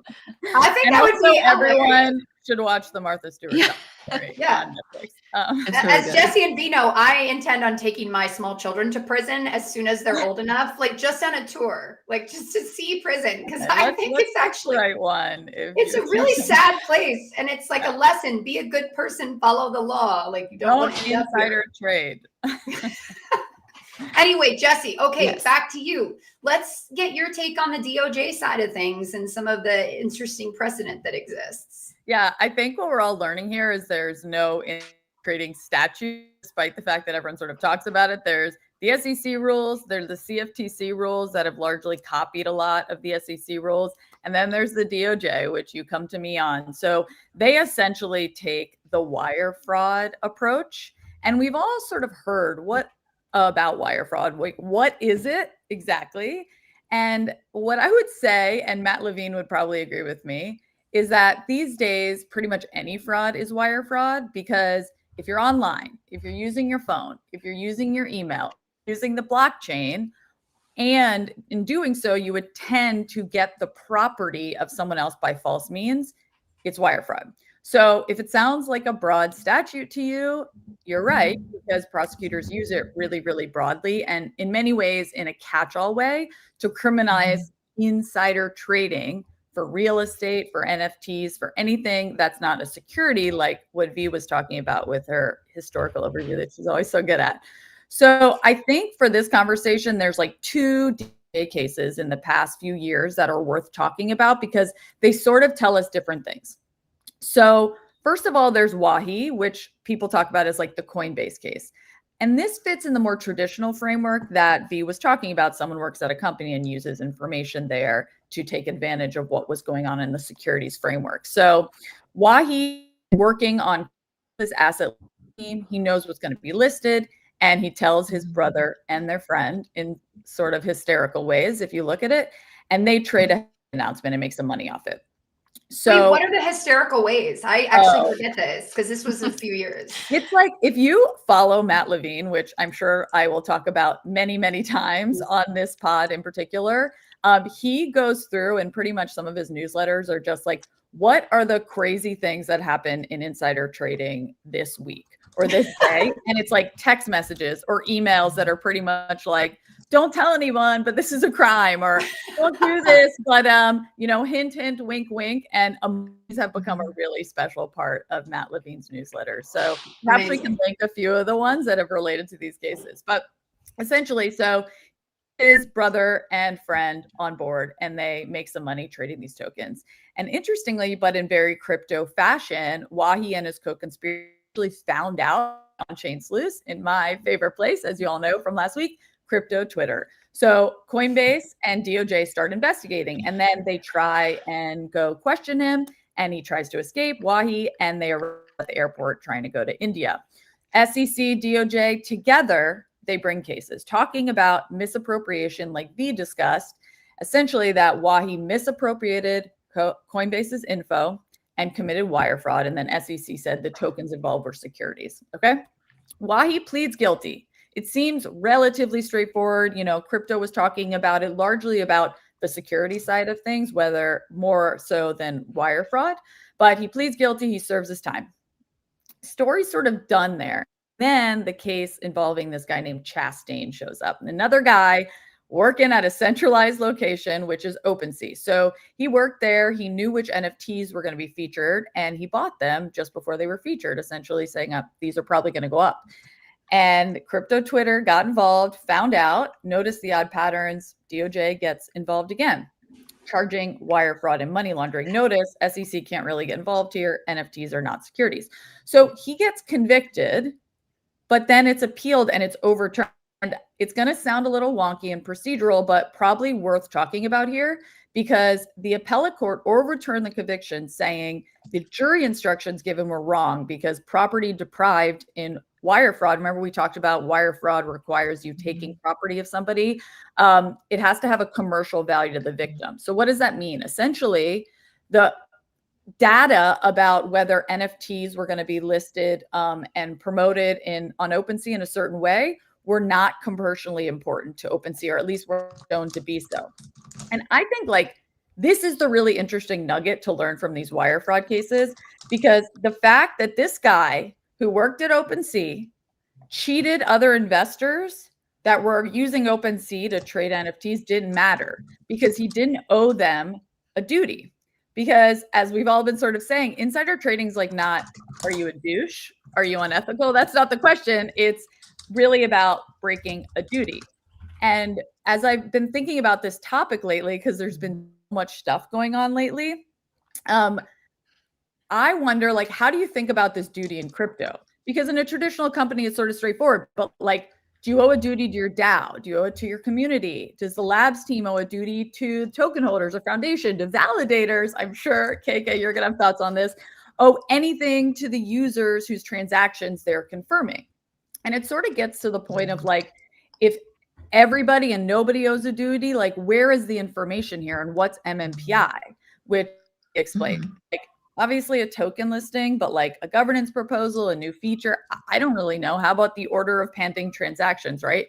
So I don't know. Some people would argue that this is the point of crypto. Everyone's supposed to be an insider. It's supposed to be cutthroat. We're all supposed to be fighting for information advantage, think prediction markets.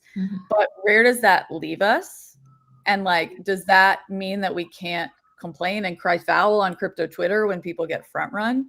Because I don't know, like, are we really fixing anything? And like fairness is not going to come from the law here, because we just outlined what the laws are. It's going to come from like engineering, right? So, I thought like one really interesting aspect of, I believe both of the cases that you just mentioned, is that I believe the way they came to light was just like people like sleuthing on the blockchain and making connections, right? Because like these weren't, both of these individuals worked at like centralized crypto platforms, right? OpenSea and Coinbase.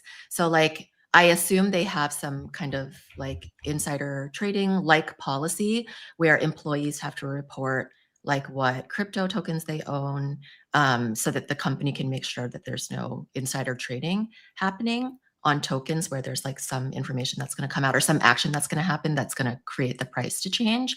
But I think here, there were just like people like sleuthing around on the blockchain, and they made these connections to these wallets that like had suspicious trading activity right before these things happened, right before the listings or whatever it was. And so I think it's such an interesting contrast between like actual insider trading in TradFi, where like it's not visible to the public, right? An average person couldn't just like go look at like trading records and make these connections, versus crypto, where a lot of this stuff is out. I mean, all of this stuff is out in the open on chain, and insider trading probably is a lot easier to detect. Yeah, they sort of became the whistleblowers, right? Right. And I guess that sort of leads to like my 8th question, rhetorical or otherwise, of the day, of like, does that change how we hold people accountable, and should it?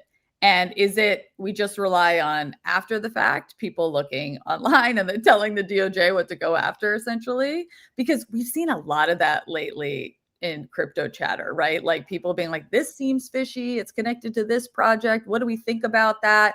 And does it like take away from the credibility of certain projects if like one of these allegations gets promoted out there? I guess I sort of wonder, like, how do we tamp this down? Do we want to tamp it down? I'm not sure yet. Well, it's a good thing about crypto Twitter. I will say the sleuthing on crypto Twitter is just impressive at times. Like Yeah. And sometimes, now it's a double-edged sword, because sometimes that sleuthing, actually the outcome is false, or they don't have the whole story, or there's some sort of context that changes the narrative. But other times, the actual monitoring on-chain activity and sussing out like inappropriate or sketchy behavior is actually very cool. Yeah. And we were going to talk a little bit about monitoring on the regulatory front from the centralized exchange trad perspective. But a couple of things I wanted to throw out here is, one, Jessi, you mentioned front running.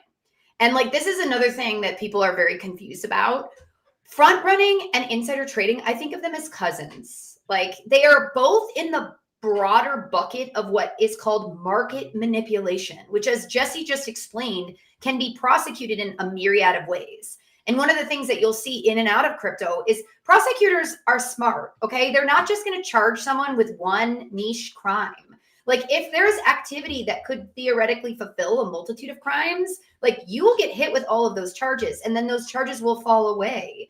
We've seen that, for example, with, money transmitter issues. It's conspiracy and it's the act itself.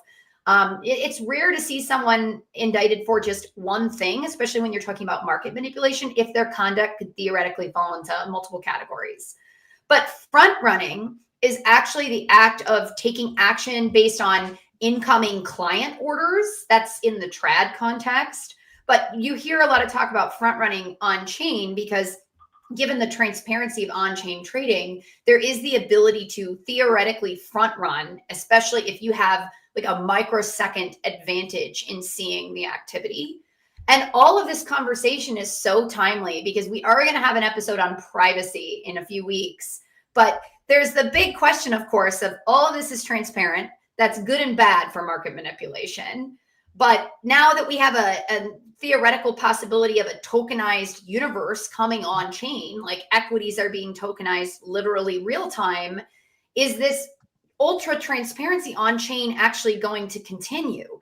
My thought is no. I mean, there's a bunch of really excellent projects, StarkWare included, discussing and developing tech-based privacy solutions for these scenarios. So that's going to change the whole front-running market manipulation landscape potentially materially. But how do you think about that microsecond of time and that additional information that that player has? Like, is that, if they act on that, do they owe a duty to the other players in the ecosystem? Like, if they do, like, is there any enforcement of that? Probably not. But two, like, isn't that sort of the point of the way that crypto currently structured? And so I'm not sure if that's an answerable question, but I throw it out there because, as we talk about insider trading as a common law fraud concept, wire fraud being overlaid on top is a way that it's enforced largely. And then applying those rules, if we can, I don't think making new rules is the right solution, but, I throw that back at you guys, like applying those rules to the existing system. Like, how does the concept of duty and information and also like market standards all play together? Because market standards are something that came up a lot in that MIT MEV Brothers case we talked about. So how does that all interplay in crypto, and like, what do we want it to look like? Well, I think one of the biggest points, not to necessarily answer your question, is, as people may know, Jessi's kind of the queen of AI. Like, she knows a lot about AI and AI agents, like a lot more than your average crypto lawyer. So I'm sure we're going to get to AI at some point on the show. But AI agents and bots, like when you have a situation where they're taking advantage of technical theoretical possibilities in a way that then disadvantages retail, like, now, does that meet a legal standard of market manipulation? TBD, but it is problematic from a societal viewpoint, and that retail is being disadvantaged vis-a-vis entities that have this access to technology. In the same way that I think this is hilarious, like, not to point fingers, but some of you may have been aware or may be aware that there's a company called Autopilot, that the whole crux of this company is that it created a mechanism to trade all equities that Nancy Pelosi trades, because members of Congress are allowed to trade equities. While at the same time, I need to point out that regulators are still not permitted to hold or trade crypto. That makes no sense, by the way, and that needs to change. But so this whole thesis was developed in tracking Nancy Pelosi's trades. Obviously, that spun up into a whole standalone business that has raised money. Is this disincentivizing? Is this creating harm to retail investors that don't have the access to information that Nancy Pelosi has, or that company A with AI agents has? Like, that's problematic. Yeah. I just want to point out real quick, like, as with many things in crypto, like, this is not new in TradFi, right? Like, this is the same exact debate that we had like when high frequency trading became a thing, right? Anytime there's some new form of technology that like potentially gives an advantage as old as time. Right. Okay. No, I mean, that's literally the story of crypto. Yeah. So but the autopilot thing is funny. Like, did the fund do well? Or is it doing well? It's doing really well. But you have to track like what they do because they report quarterly, right? So it's like a little bit delayed. And they've done it for lots of things. They've done it for like Republican leadership. It's actually very interesting, and a lot of AI projects are trying to leverage this, but a little baseball or at least legislative history on that rule for financial regulators, I wholeheartedly agree it needs to be overturned. I did not hold any crypto when I worked in the government, which hurts me personally and professionally in many ways. But honestly, like, the reason that rule was implemented for financial regulators is that they don't want them to trade on MMPI, essentially. And so it leads back to this conversation because it's the government, I mean, not saying it explicitly, but that if you know a regulation is going to be passed, or if you know that a no action letter is going to come out or whatever, that could be information that only a regulator knows and be able to trade on. And so do regulators owe duty to the crypto industry? Like, how do we think about that flow of information as much? I don't think, like, in the scheme of what we're talking about here, it's the biggest question that we need to answer, because we just need to get them access so they know how to regulate the thing that they're using. But, you know, for now, I just think it's like sort of the government leaning into this, you know, you can have information about a company even if you're not there.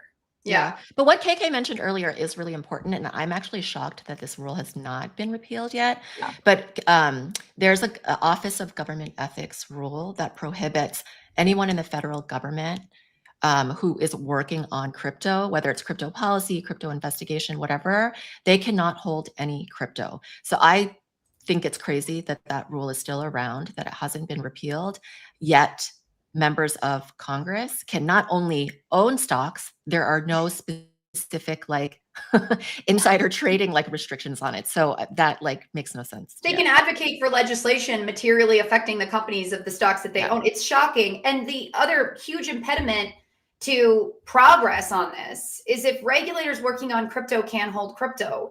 As everyone knows who listens to the show, who holds crypto, who plays with crypto, the easiest way to understand and learn more about crypto is to interact with it, to interact with the technology itself. So it makes it that much harder for regulators to really learn and engage with the technology. And, you know, then they have to rely on someone else explaining it or demonstrating it. Whereas I know I really, the same. Yeah, I really felt wonder why they're having such a hard time regulating DeFi. Yeah. You know, like in order to be able to understand how to use DeFi, you need to be able to open a wallet as a first step, you know, so that is sort of shocking to me. And it also makes it like a lot harder to attract the right kind of talent, right? Yeah. Like, because how many people do you guys know who are like, yes, I like actually want to consider this position in government, but like, I don't want to like basically sell my entire crypto portfolio and not be able to like have any crypto while I'm doing this job. So it's a problem. And how many people that you worked with, V, because I'd say 80% of the people I worked with on my crypto cases do now go work in the crypto industry because they learned about it and they appreciate how amazing the technology was and they wanted to go join it and be building a part of it. I don't want to speak for all of them, but that's what mine was. I mean, we can speak for ourselves. You went to the dark side. Everyone went to, I told you guys, in January, I had no less than 5 regulators, like government attorneys from different agencies, reach out to me to grab coffee, all because they were interested in going in-house in crypto. And at the time, they had different motivations. You know, some of them thought they were going to lose their jobs. Some of them felt unhappy in their roles, etc. But you're absolutely right, Jessi. They had worked on crypto cases. They understood crypto, at least in an academic way, because they couldn't engage with it. And they were excited about it. And they saw a growth in the industry. And they also like, thank goodness, saw credibility in the industry. Because obviously, if you engage with a crypto bar, if you engage with crypto policy, if you engage with devs and builders, you realize there's an incredibly high degree of intellectual horsepower flooding to this space. So wait, are you saying we're the dark side or they're the dark we're side? the dark. We went to the dark side. Oh, okay. The dark side, I mean, some people would call going to the government the dark side. So, Wait, it's all a matter of perspective, Jessi. So one of the things that I wanted to raise with the insider trading piece that I think is really important is, and I think both of you have different topics to contribute here, but this is popping up in a lot of areas of crypto, like this conversation, this general question as to, is this insider trading? Is there exposure here? And the one that immediately springs to mind for me is digital asset treasury companies, or DATs. And I'm surprised we haven't already had a show on DATs, and we probably will at some point.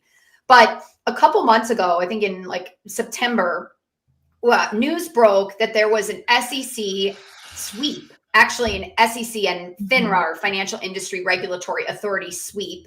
And when I say a sweep, we're familiar with that term, but what that means is a regulator sends out a slew of subpoenas or requests for information to a bunch of market participants, like similarly situated market participants, some of which some who might be suspected of wrongdoers, others just because the regulators are gathering information about an issue that they think might be endemic or problematic in a sector of the industry.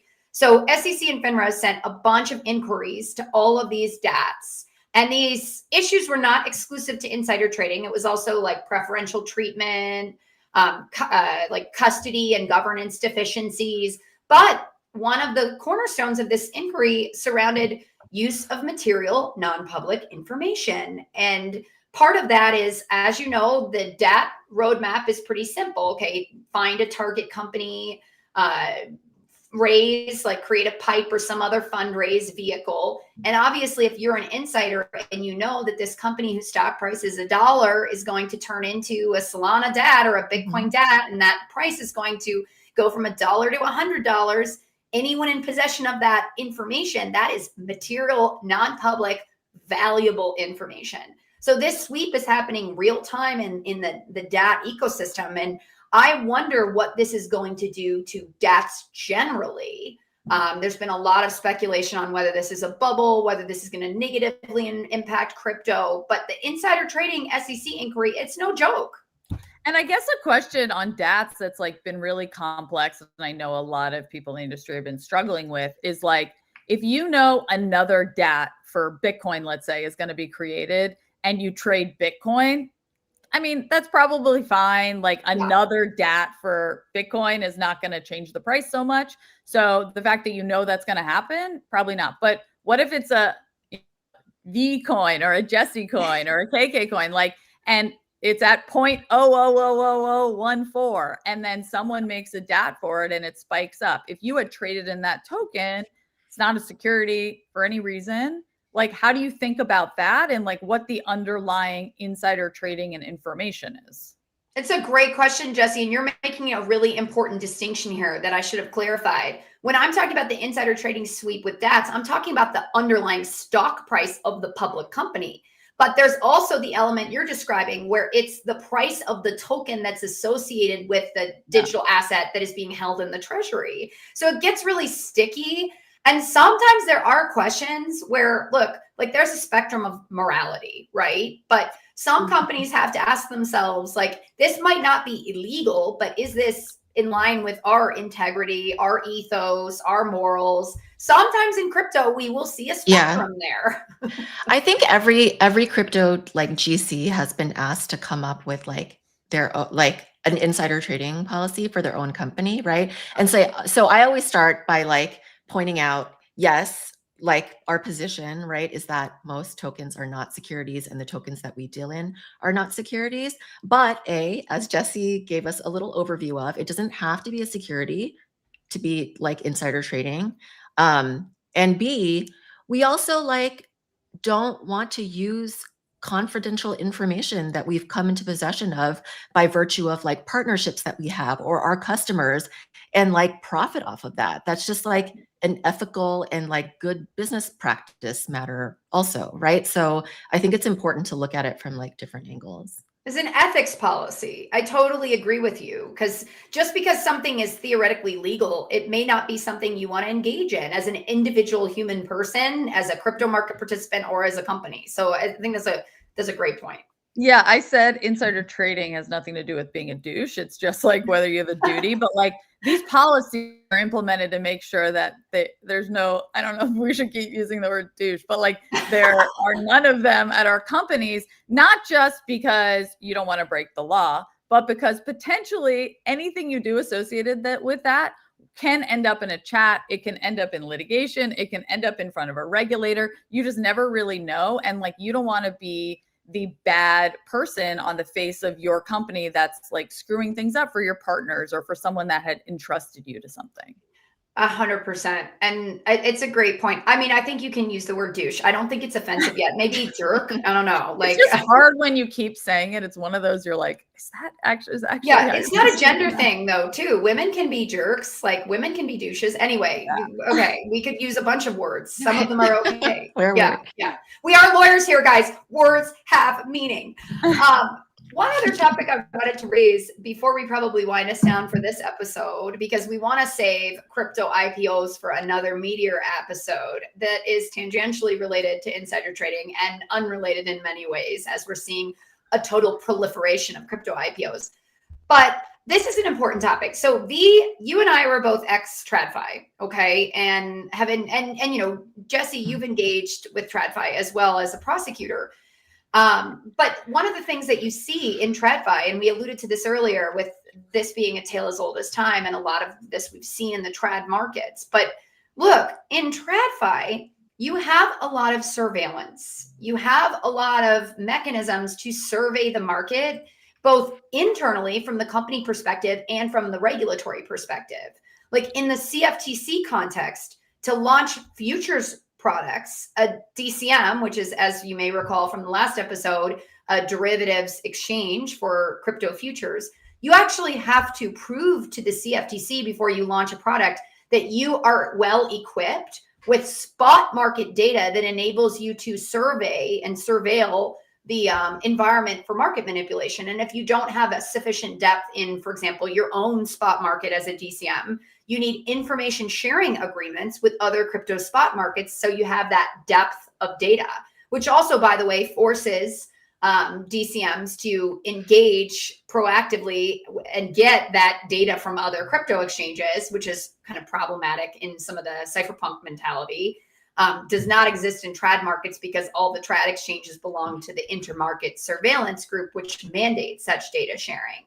So in crypto, we obviously don't have that mechanism on the DEX level. We don't have that kind of infrastructure.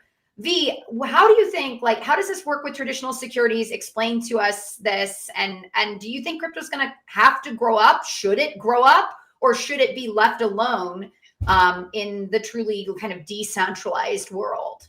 Yeah, so I think a lot of people don't like know this, but the regulators actually do a lot of work behind the scenes to monitor for and detect insider trading, right? So FINRA spends a lot of time on this, like 24/7, just looking at trading data, looking for unusual buying and selling activity right before market moving events. So this is like constant surveillance that goes on.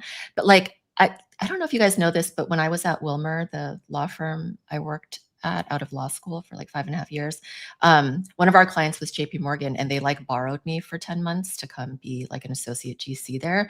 One of the things that I spent a lot of time on there, and I think like every investment bank or every sort of company that deals with MNPI, like on a daily basis, they have to have a lot of policies and procedures around making sure that employees who come into possession of MNPI, for example, if, like if you're at an investment bank and you're working on a merger and acquisition, that there are like really strict policies and procedures to make sure that the right people have MNPI and other people do not within the company, and that they're not trading on it, right? So they have to disclose every single brokerage account that they have. I also had to do this when I worked at a crypto fund, and Jessi, I know you do. And KK, probably when you worked at a law firm, right? You had to report like your brokerage accounts, your husband's brokerage accounts, and you also had to report like any sort of buying and selling activity, because the law firm, your employer, had to monitor, right, whether you were trading in stuff that the law firm had confidential or MNPI about. And centralized crypto exchanges, oftentimes if you're legal in a centralized crypto exchange, you need to get pre-clearance to trade crypto from your compliance department. Yeah, exactly. We had to do that at the SEC. So you know what's interesting? A lot of people don't know this, but so like I mentioned in, I think the last episode, I started working at the SEC in 2016. They never asked about anyone's crypto holdings until like years later. So I was buying and selling crypto like from the time that I first really learned about it, like in 2016, 17. We won't tell. I don't remember being asked to like submit like statements and getting pre-approval for my crypto transactions until I think like 2020 or 2021, which actually should tell you something, honestly, about when the SEC started looking at crypto as like securities. If anyway, Amanda Fisher is listening, that's an aside. We have a problem. No. Yeah.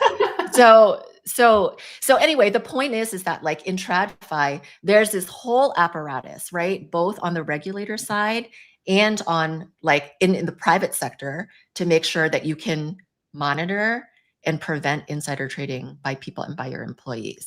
That doesn't really exist to the same extent in crypto, but I think this issue is going to come to a head, because the question is if you work at a crypto company and your employees might come into possession of like MNPI about those crypto assets, like how can you make sure that you know what trading activity your employees are engaged in, given the fact that a lot of it is permissionless?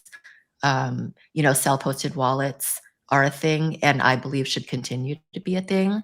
Like, what is insider trading like policy going to look like in that sort of world? The layers of complexity here, in my mind, just like get intricately more complicated with time, because, if you talk to a public company, let's say, either as an investor or as someone engaging with them, like they have strict rules about MNPI.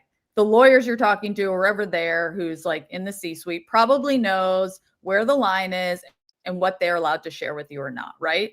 And like Coinbase has probably gotten pretty good at that, not to like particularly pick on them, but centralized exchanges that are regulated, they have the policies, et cetera. Yeah. And then you sort of move to like the crypto companies that are building in DeFi or some sort of, project that isn't decentralized yet, who don't have a lawyer in place to put policies in there. So like, do they get access to a lot of information associated with their token or otherwise? Probably. Yeah. And how is that enforced? And like, there are these tools now where you can track, have your employees connect their accounts or their wallets in order to be able to make sure that they're not violating, any insider trading rules. But it sort of goes to your point, Vy, of like, there's no way to know if they've connected their 100 different self-hosted wallets, right?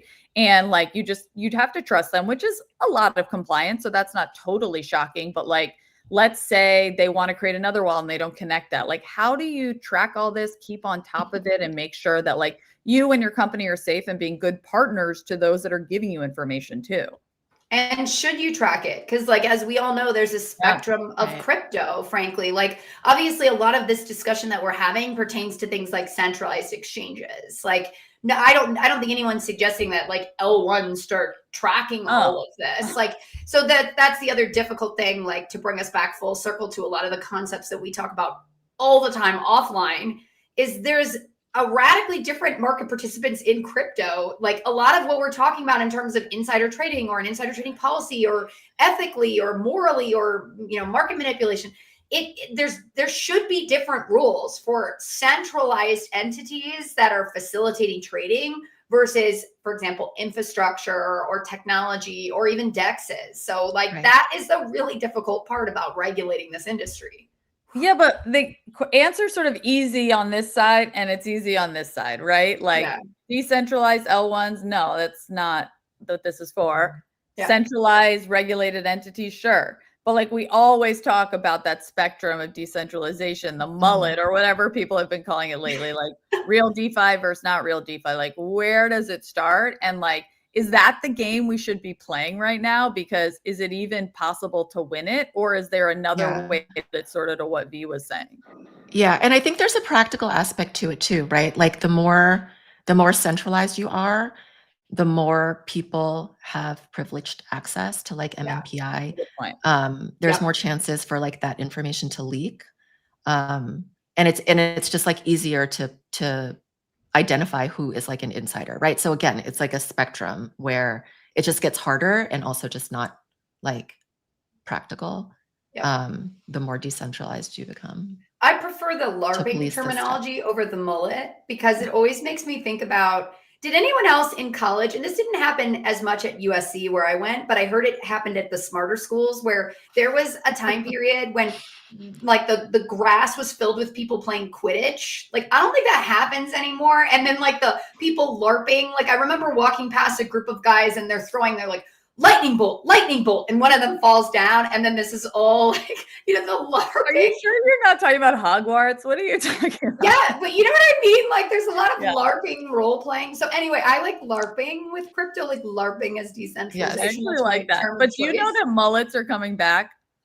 Oh God. Like I do not welcome that. Oh, you mean like actual mullets? Who's at a frat at a college has one, and he sent me a picture of all his friends and they all have mullets. It's why it's a real mullet. It's a real why? Okay, I do not support that. And on that note, I think that's enough for this week.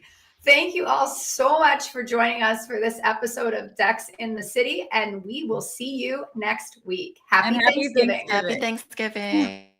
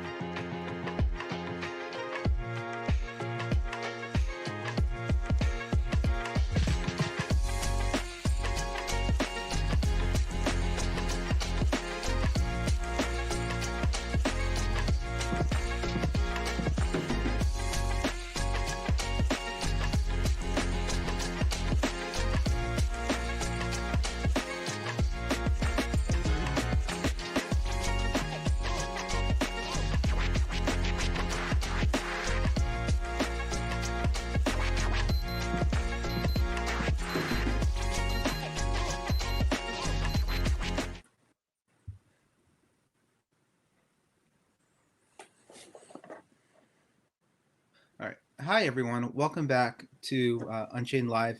I am Steve Ehrlich, Executive Editor at Unchained and host of Bits and Bips, the interview podcast. I'm here with independent reporter Jack Kubanek, formerly of Blockworks, who just recently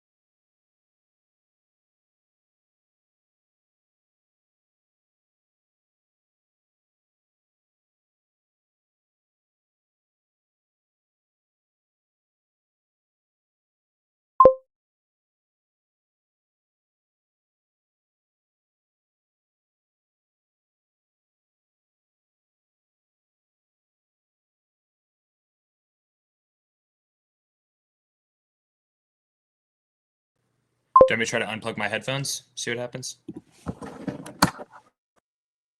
I'm Jack Kubanek. Hello, I'm Jack. We're good? Cool. All right. I can still You see tried to them do the live. right thing. I don't know what's going on.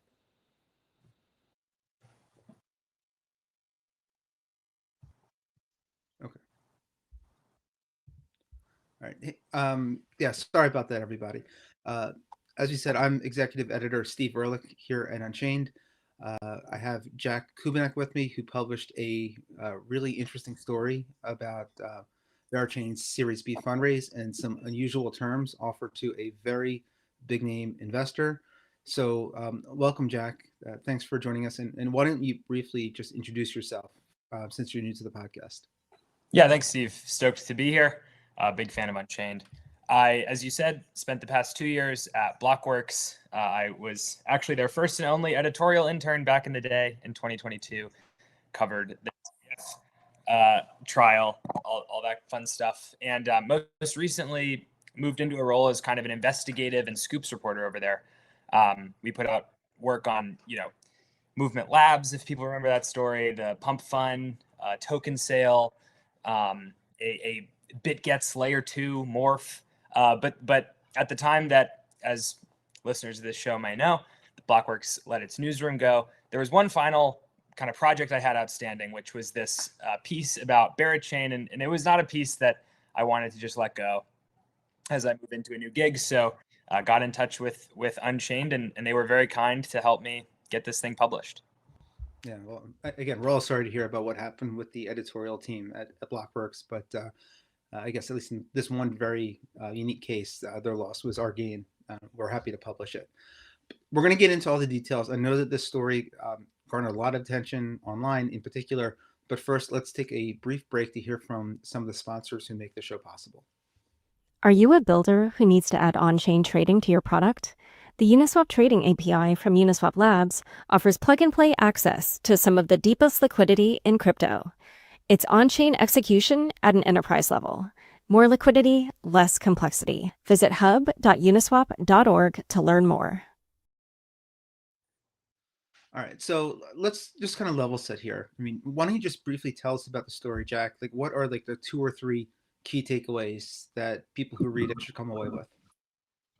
Yeah, so I obtained documents from Berachain, which is a layer 1 blockchain. It's themed around bears and launched earlier this year. It raised $142 million in funding, I believe. And one of their lead backers was Brevin Howard Digital, a large, very famous hedge fund. And what these documents showed was that the sort of term sheet that Brevin Howard, a fund within Brevin Howard actually signed, offered the firm a refund right, where for up to a year after TGE, or when the Bera token came out in February of 2025, that fund could ask for a refund, no strings attached at any time. Now, this is a really remarkable kind of right. It's very unusual, according to lawyers that we spoke with. And, you know, I'm not a lawyer and can't make a strong claim here, but the legality of it is also questionable if they didn't tell other investors that this fund within Brevin Howard received this refund right. I guess, you know, what would be relevant for people listening to this show is that we can't exactly say if the Nova Digital, which is this fund within Brevin Howard, has actually exercised its refund right yet.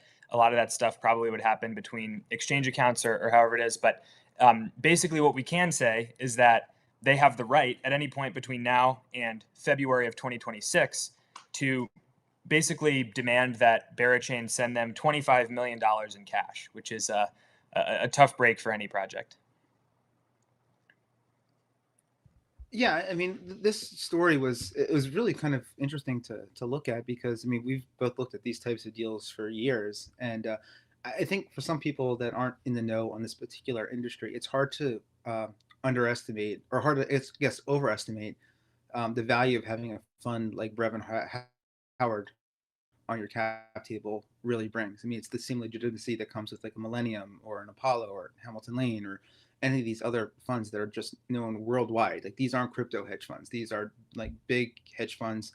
Brevin Howard, I think, manages $35 billion, and their name means something.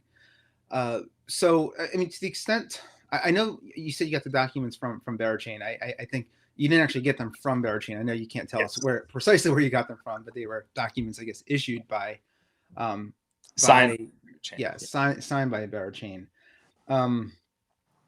One more, can you tell us about just the mechanics of this Series B and how it fits into like Berachain's trajectory? I know in the story you kind of go through some of the origins of Berachain as this like fun sort of bear themed blockchain that was very buzzy, but recently it's been on hard times, and I think that part of the story is really important to understand all of the impacts, all the relevant, takeaways that come from Berachain having this, Brevin Howard having this refund right that is going to come due in the next couple of months. So maybe just set the table on Berachain to begin with.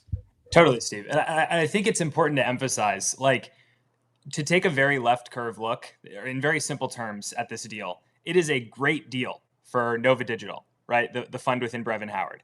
If I could take that deal, I would. I have to give you money, and you know, if the token performs well, I get to keep the token. But if it performs badly, I get my money back. Like, that is a fantastic term. But it's a really bad deal for Berachain, right? Because, you know, on Berachain's side of things, one of their lead backers, who's supposed to be taking this venture bet on their token succeeding, can ask for their money back, you know, up to a year after TGE. So that's kind of one of the things that immediately struck me when I first came across these documents is like, why would Berachain agree to this term? I still don't know if I have a great answer that I can give you. I think you could speculate that it's based on Brevin Howard's brand or something like this, that they were willing to accept really bad terms. But the way it kind of fits into the larger story of Berachain is that if you want to look at this really charitably from Berachain's perspective, it's kind of like calling your own shot. It's like, we are so confident that we are going to have the Bera token trading in a year above the $3 sale price that we gave to the Series B investors that we'll give you this call option, but you're never going to exercise it, right? So Nova Digital spent $3 per Bera token. You know, if Bera was trading at $10 in February of 2026, Nova Digital probably doesn't ask for its money back because it's more worth it to them to keep the tokens. They 3x'd their investment, right? But so far, that's not been the case. Berachain launched back in February. It's had some difficulty, I think, achieving like meaningful usage. A lot of the metrics are down across the board from where they were in February and March. There's not a lot of usage on the chain currently. Some of the apps have, you know, launched on Hyperliquid, or maybe they've just shut down altogether and things like that. And so you add all these pieces together, plus just a challenging crypto market for any token right now. Berachain is far below the $3 per token that Nova Digital invested $25 million in. It's currently trading around $1. it's at a third of the price that, the Series B investors got. And this causes a real problem, right, for Berachain. Assuming again that Nova Digital has not yet exercised the refund right? They haven't asked for their $25 million back. If that price doesn't go above $3 by February, it's in Nova Digital's interest to ask for the $25 million back. Now, maybe they can work out some kind of backroom agreement or something, but based on the terms of the contracts that they all signed, Berachain is a chain that has struggled to really achieve meaningful usage over the past several months, and now it's staring down a potential $25 million hole in the balance sheet, right? Yeah. Okay, so let's unpack this refund clause a little bit more, because I mean that is obviously the main part of the story.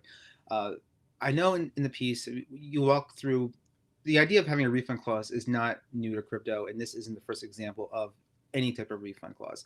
Although, again, based on lawyers that you spoke to, it's the very first time that this was done really for just one investor, and we'll get into potential Berachain potentially hiding this from some other investors that had a right to know. But how have refund clauses typically worked in crypto? I mean, going back over the last few years. Yeah, that's a good question, Steve. And this is a complicated story in some ways, and so it's really good to kind of explain the context. Refund rights. As we dug into these documents a little more, it turns out that refund rights aren't completely unheard of. It's not like Nova Digital invented this new clause when it signed this side letter with Berachain. They do occasionally happen, but what's really unusual about this specific case is that typically refund rights are a kind of insurance against the project not launching a token. So if I'm some big venture fund and I'm going to invest, very early in a crypto startup, I may say, hey, in the case that you kind of fold early, you never launch a token, I never actually realize the gains on this investment, I want you to offer me a refund on my investment in that case. That's a pretty great term for a venture investor to get anyways. But what's really crazy is to say, or really unusual, I should say, is for you to say, hey, even if you launch a token, I want basically, a no questions asked call option that I can exercise at any point for up to a year after the TGE. That was something that people really haven't heard of, because, there's, yes, this hedges against Berachain not launching a token. It also hedges against the Bera token not performing well. As you mentioned, Steve, this does happen before. One prominent recent example was this DeFi project called Flying Tulip, which actually did something very similar. They said, hey, anyone who invested, you get this perpetual, I guess it's more of a put option. Yeah, I think when you were saying call options before too for Brevin, you meant put option as well. Yes. But yeah. It's been a little bit since I was in school. You're like half my age. It hasn't been that long. That's fair, Steve. You get this put option, at any time. You can ask for your money back in Flying Tulip. Obviously, the difference there is that Flying Tulip publicly advertised this, and they made it available to every investor. But if I was another investor in Berachain Series B and I wasn't told that Nova Digital was given a refund right, I'd feel a little bit left out to dry, right? Like, they get this unlimited downside risk, but I have to actually risk my capital. And, if I was a Series B investor and I spent $3 per token, I could be down quite a bit at this point in time. And so that's really what's unique here is the fact that, based on our reporting, other investors weren't in the know about this refund right. And certainly the public wasn't told, right? Retail investors that bought Bera didn't know that Nova Digital was allowed this refund right for up to a year after the TGE. Yeah. And I think one interesting way to think about the refund right, especially during the ICO days, is almost like a Kickstarter campaign. Like a lot of these tokens were sold under like SAFs, like a standardized contract. I think it stands for like standard agreement for future token sales or something like that. And yeah, the idea just with like a Kickstarter, you put the money in, but if they don't launch, they don't make or they don't reach their quota, I guess, to build the product or whatever, you get your money back. So maybe not a perfect analogy, but that's kind of the mental model that people like me, I guess, try to use. But this gets into, okay, so maybe I want to get into most favored nation clauses and some other stuff there. But I think at this point, it makes sense to talk about what Berachain's response has been. I know that you tried reaching out to Smokey and the team several times, even back when you were working on this at Blockworks. And then when we decided to publish it here, they gave one sort of terse statement that appeared in the original version of the article, but Smokey then issued a longer, I guess, statement on X last night. What was sort of the interaction with the Bera team? What did they say about the story, and what questions do you still have? Yeah, that's probably good to bring up. So maybe to kind of just tell the longer story about this piece in general. I did most of the reporting on this piece while I was still employed at Blockworks. The piece was fully written. It was fact checked. It got like multiple OKs internally, but basically there were, a couple ducks that we had to get in a row before publication. And that obviously didn't happen before the layoffs kind of eliminated our whole news team as they go in a more data first direction. So I had kind of already been in touch with all the relevant actors, done all of my journalistic due diligence while I was still at Blockworks. And that's why, I think that's important context, right? That Berachain was not caught by surprise by this. More than a month ago, I sent over a detailed list of questions that outlined everything that we were planning to report on, and none of that changed over the past month. In response to that list of questions, Berachain's PR emailed me and refused to actually answer directly any of the questions that I had, but they said, here's a statement from Smokey the Bera. They also offered a call. As time went by, I said, hey, would love to schedule that call. I followed up twice there. That was never responded to. Then shortly before we published an Unchained, I let them know that, hey, no longer at Blockworks, but still working on this piece. It's going to go out in Unchained. And, the first time I actually got any substance from the Berachain team was with this Smokey the Bera statement.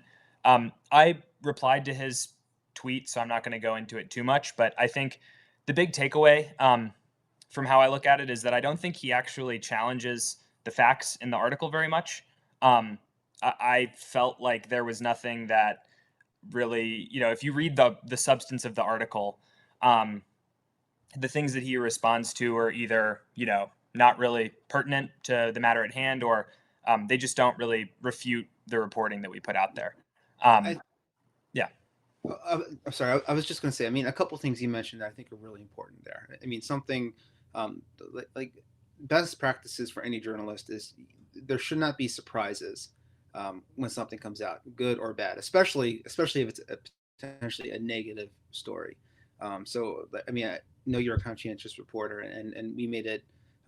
We had a very detailed plan to make sure that we gave them every opportunity to comment on the story and to let them know precisely what was going to be in it, because the idea is always to be truthful and objective. We're not doing some sort of dramatic TV show where we need to have a big reveal at the end. That's not what this business is. So I know you were very diligent about doing that, and and in his sort of like refutation, for lack of a better term, I think it was funny. One thing that he mentioned is that he said, unlike in the article where we apparently claimed some Series B investors had this most favored nation right, which we're going to get into a second, that wasn't actually something that you claimed in the article. The claim for MFN rights related to the Series A. And two, I guess the bigger, more substantive piece that he said, which we actually updated the article this morning to incorporate, is that the refund right was really meant as a hedge against, and I'm paraphrasing here, but it's really meant as a hedge against Berachain not launching a token or getting listed on an exchange. But one of the things I know you pointed out when you followed up on his thread on X is that how does that square with the fact that the refund right is available for up to a year after the TGE, long past obviously when a token would be launched and listed on exchanges? And at least as far as as up to this recording, we've gotten no response to that. So we'll just have to see what happens with all that. But we're very conscientious always about trying to give every person every opportunity to comment on a story before it goes live. I think that's why this job is so difficult sometimes, but also so important. Okay, so let's get into the MFN rights, because that's really the crux here, and that gets into who might feel aggrieved about this and what could happen next with this story. So briefly, just walk us through what that is and why it's so relevant here. Yeah, so a most favored nation right is a clause that you generally will see in some venture deals, which basically say, like, if I'm an early investor in a startup, I get equally good terms as any later investor. So, you can't have someone come in the Series B if I invest in the Series A and get much better terms than I got. Like, I'm entitled to get as good of terms as the Series B person, right? That's a basic overview of what these things mean. Now, what we reported on is that at least one investor who's not Nova Digital, I think they have an MFN as well if you look at the side letter, but one investor who's not Nova Digital had an MFN that would apply to the Series B. So, Series A seed, some earlier investor we're reporting had an MFN. Now, what this would mean is that, and Steve, I actually might lean on you a bit here because I think you have more expertise in this area, but there's basically an argument to be made that giving a refund right to Nova Digital should trigger that MFN clause that says, hey, this is a more favorable term that a later investor is getting that I'm not getting. And so, we would need to see all of the documents, I'm sure. But there is a world where basically Berachain offering Nova Digital / this fund within Brevin Howard a refund right and not informing other investors would trigger that most favored nation right and basically violate the clause that investor was given. Yeah. I think that's a good way to put it. I mean, I did, as you mentioned, I helped a little bit with this part of the story. The MFN right it relates to almost like free trade, like most favored nation status, where like if the U.S. has a trade agreement with one country, they always have to you can't offer the same or better terms to somebody else. In this case, there is some nuance. I mean, at a very high level, the idea is, yes, that if you have this clause, no one else should be given better terms than you. What do better terms mean? That can mean a lot of different things, but I mean, when it comes to someone basically having a free put on a token that especially is down 67%, that's pretty meaningful. And if you were that firm, you might feel aggrieved. If you were one of those firms' LPs, you might be really aggrieved. So it seems easy to think that this is a triggering clause for that. There is some nuance though, as I said. I mean, because it really comes down to like, are all these investors, can you sort of compare them on an apples to apples basis? And when we spoke with a couple of lawyers about this, it's not always as clear cut as you think. For one, if, for instance, Brevin had separate commercial agreements or something else beyond just investing money, that could theoretically be used as justification for not extending, for the refund right not falling under the MFN clause. And this is also one of the reasons we wish, I guess, Smokey had spoken to us or to you when you're doing the story, because in his long Twitter post last night, I think actually in one of the quote he gave you for the story, he mentioned some commercial agreements with Brevin, and you followed up and asked him what those were, but we didn't get a response. And then in the Twitter post, he did hint at, I think, market making and some other commercial agreements there as well, which, like, if other investors that had that MFN clause but weren't engaged in that, maybe that's something that could sort of be like exculpatory for lack of a better term. Another lawyer we spoke with also highlighted how if there's a significant disagreement or divergence in the amount of money invested, maybe that's something that could also sort of clear out the way of having to fall afoul of this MFN clause. So like, there are potentially some mitigating circumstances here. Unfortunately, it's hard for us to exactly know what those were, which is why in the story we wrote, or I guess you wrote, how you basically put this out there for the reader so they could understand what the different factors that need to be weighed here, and then I guess we'll just have to see what happens. The one thing that though I think is very clear, I mean, you put out, I mean, one of the other major investors, Framework Ventures, I mean, they bought I think $72 million worth of this token, and I believe the purchase price for a token was $3.42, which is It's even above higher. Series B. Where Comp. where Brevin bought it. I know that we're not able to disclose who the investor was with the MFN right, but I mean, Framework. I mean, they're. I think when we did the story, they're looking at a paper loss of $50 million from $50 million plus from the Bera investment, and obviously, I would imagine almost every other investor is also sitting on a loss of at least a similar percentage, if not nominal dollar terms. So I would imagine they all would love to have this type of refund right if they were able to get it. Yeah, exactly. And look, the most favored nation stuff is a little complex. I'll grant that. And the reason we think it's important is that, that begs the question of, was this refund right illegal? Did Berachain violate the law by offering one investor this right?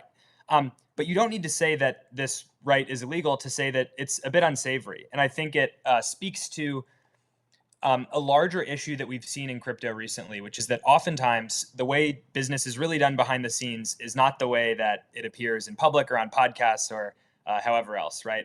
There can be a way that certain insiders are given terms that are not available to all the investors that are being encouraged to buy these tokens or become part of the community or, stake their Bera or whatever it is, right? Brevin Howard's fund was given this right that nobody else got. And nobody in public, even as they were encouraged to follow, invest in, care about this ecosystem, was told about that. And so this doesn't need to be illegal to just be something that's quite unsavory. And I think the type of behavior that the crypto industry would do better to go without. Yeah, actually, I think it's kind of interesting that, I mean, Brevin Howard, I don't believe is getting out of crypto, but you did point out in the article how the particular fund under Brevin's umbrella is being spun out. Why don't you just tell us about that and what you think that might mean in the bigger picture? Great note, Steve. Yeah, thanks for bringing that up. So over the course of reporting, something really interesting that came up is that basically Brevin Howard Digital itself did not exactly invest in Berachain. What happened is that there's this long-short crypto fund called Nova Digital that was initially within Dragonfly, another crypto VC. It was acquired by Brevin Howard in 2023, I believe. This guy, Kevin Hu, reportedly sort of runs the operations in there. The way I've heard it talked about is they're a little more DeFi native, in the trenches, that kind of thing, within this really large institutional hedge fund, right? What I learned as we were reporting this article out is that Nova Digital is in the process of being spun out from Brevin Howard Digital. They're parting ways. I learned this based on my own sourcing. It's also been reported in Bloomberg at an earlier time. And so what that basically means is that going forward, Brevin Howard is going to have no actual involvement with Berachain anymore. The severance is not technically complete, the last that I heard, but it should be complete sometime soon. And once that's the case, it's Nova Digital on the cap table. It's not Brevin Howard Digital. And I think that's kind of an annoying little note we have to make again and again, but it's an important distinction, I think, which is that, Brevin Howard Digital is not really involved with Berachain going forward. And for what it's worth, per a source I spoke with, this is not a typical practice within Brevin Howard Digital, right? They have other kind of crypto venture activity outside of the Nova Fund. And this is not something that they typically seek out, is refund rights. This was kind of from what I'm told, a Nova Digital unique thing. Yeah, and it's actually kind of interesting, the timing, because I don't believe we're clear on exactly when the spin out will be completed. And I guess what that means for who would get the $25 million if it, if they execute this refund right, which seems very, very likely. So we'll have to watch that. I mean, it would make sense maybe for Brevin to keep the fund in house until that's done, but I don't know what kind of legal paperwork. I don't know what the arrangement looks like as far as like who actually might be the beneficiary of those funds. So that's something else that's interesting to watch. It's an interesting question. And, another interesting, I think, kind of open question that we didn't get into in the article because it's land of speculation, but Berachain recently launched a DAT with Green Lane Holdings, it's called. And a number of their investors are stockholders in the DAT. You have Polychain, Framework, DAO5. I think there's a couple others on there. Nova Digital is nowhere to be found. They're not investing. They're not stockholders in the DAT. They're a liquid fund, according to what Smokey is saying on Twitter. And so, they could go buy the Bera DAT, but they've chosen not to. And I think that's just an interesting detail. I don't have any idea why, but I'd be curious to know sort of why their name was kind of absent from that list of investors. Well, if nothing else, it seems like it was a smart move because you put a price table for Bera and Green Lane in the story, and they're both going down. So maybe that was for the better, at least for now. All right. Well, let's wrap up. But before we do, I just want to see if you have any final thoughts. Any other lines of inquiry that you're really interested in following? I know we already discussed a couple of them. And also, you touched on this a little bit a few minutes ago, but what should investors think about when they read a story like this? There's a lot of backroom dealing when it comes to crypto VC. There's there's significant information asymmetries between like teams and investors, and this story really highlighted a lot of that. So, like, I mean, again. Other areas to follow up, or just like what are some key takeaways that readers should have so that they can use your story to make better decisions in the future in a official, not financial advice? Yes. Look, anyone who's spent time in crypto knows that the industry has a bit of a transparency problem. The deeper you get into the industry, you see that oftentimes what is going on behind the scenes is not the same as what's talked about publicly. And that was really my motivation in pursuing this piece. Even though I'm not at Blockworks anymore, I really wanted to take the time to bring the reporting to Unchained and kind of get their eyes on it and get this piece out because, I think investors and the public deserve transparency of what's really going on behind the scenes. What types of deals are people really getting that retail investors kind of aren't being told about. And in that spirit, I just want to say, look, maybe we got the story wrong. And if that's the case, I would love to see the evidence for it. I don't believe that there's been any compelling evidence that our interpretation of events is incorrect. But, if there are some kind of commercial agreements that sort of add more context or can kind of rationalize why Berachain chose to offer Nova Digital this refund, right? Please put it out in public. It would be a little embarrassing for me or whatever, but that's fine. That's not really the point of this. The point is that, the public gets to be informed about what's going on. Really what I'm just hoping for is transparency here. As far as navigating all the comms around this, it's a very complex story. I would think that of the however many people viewed the article on Twitter, or, viewed the reporting on Twitter, the number who actually clicked through to the Unchained article is fewer, and the number of people who actually read the docs is even fewer than that. So I kind of understand how this game works a little bit.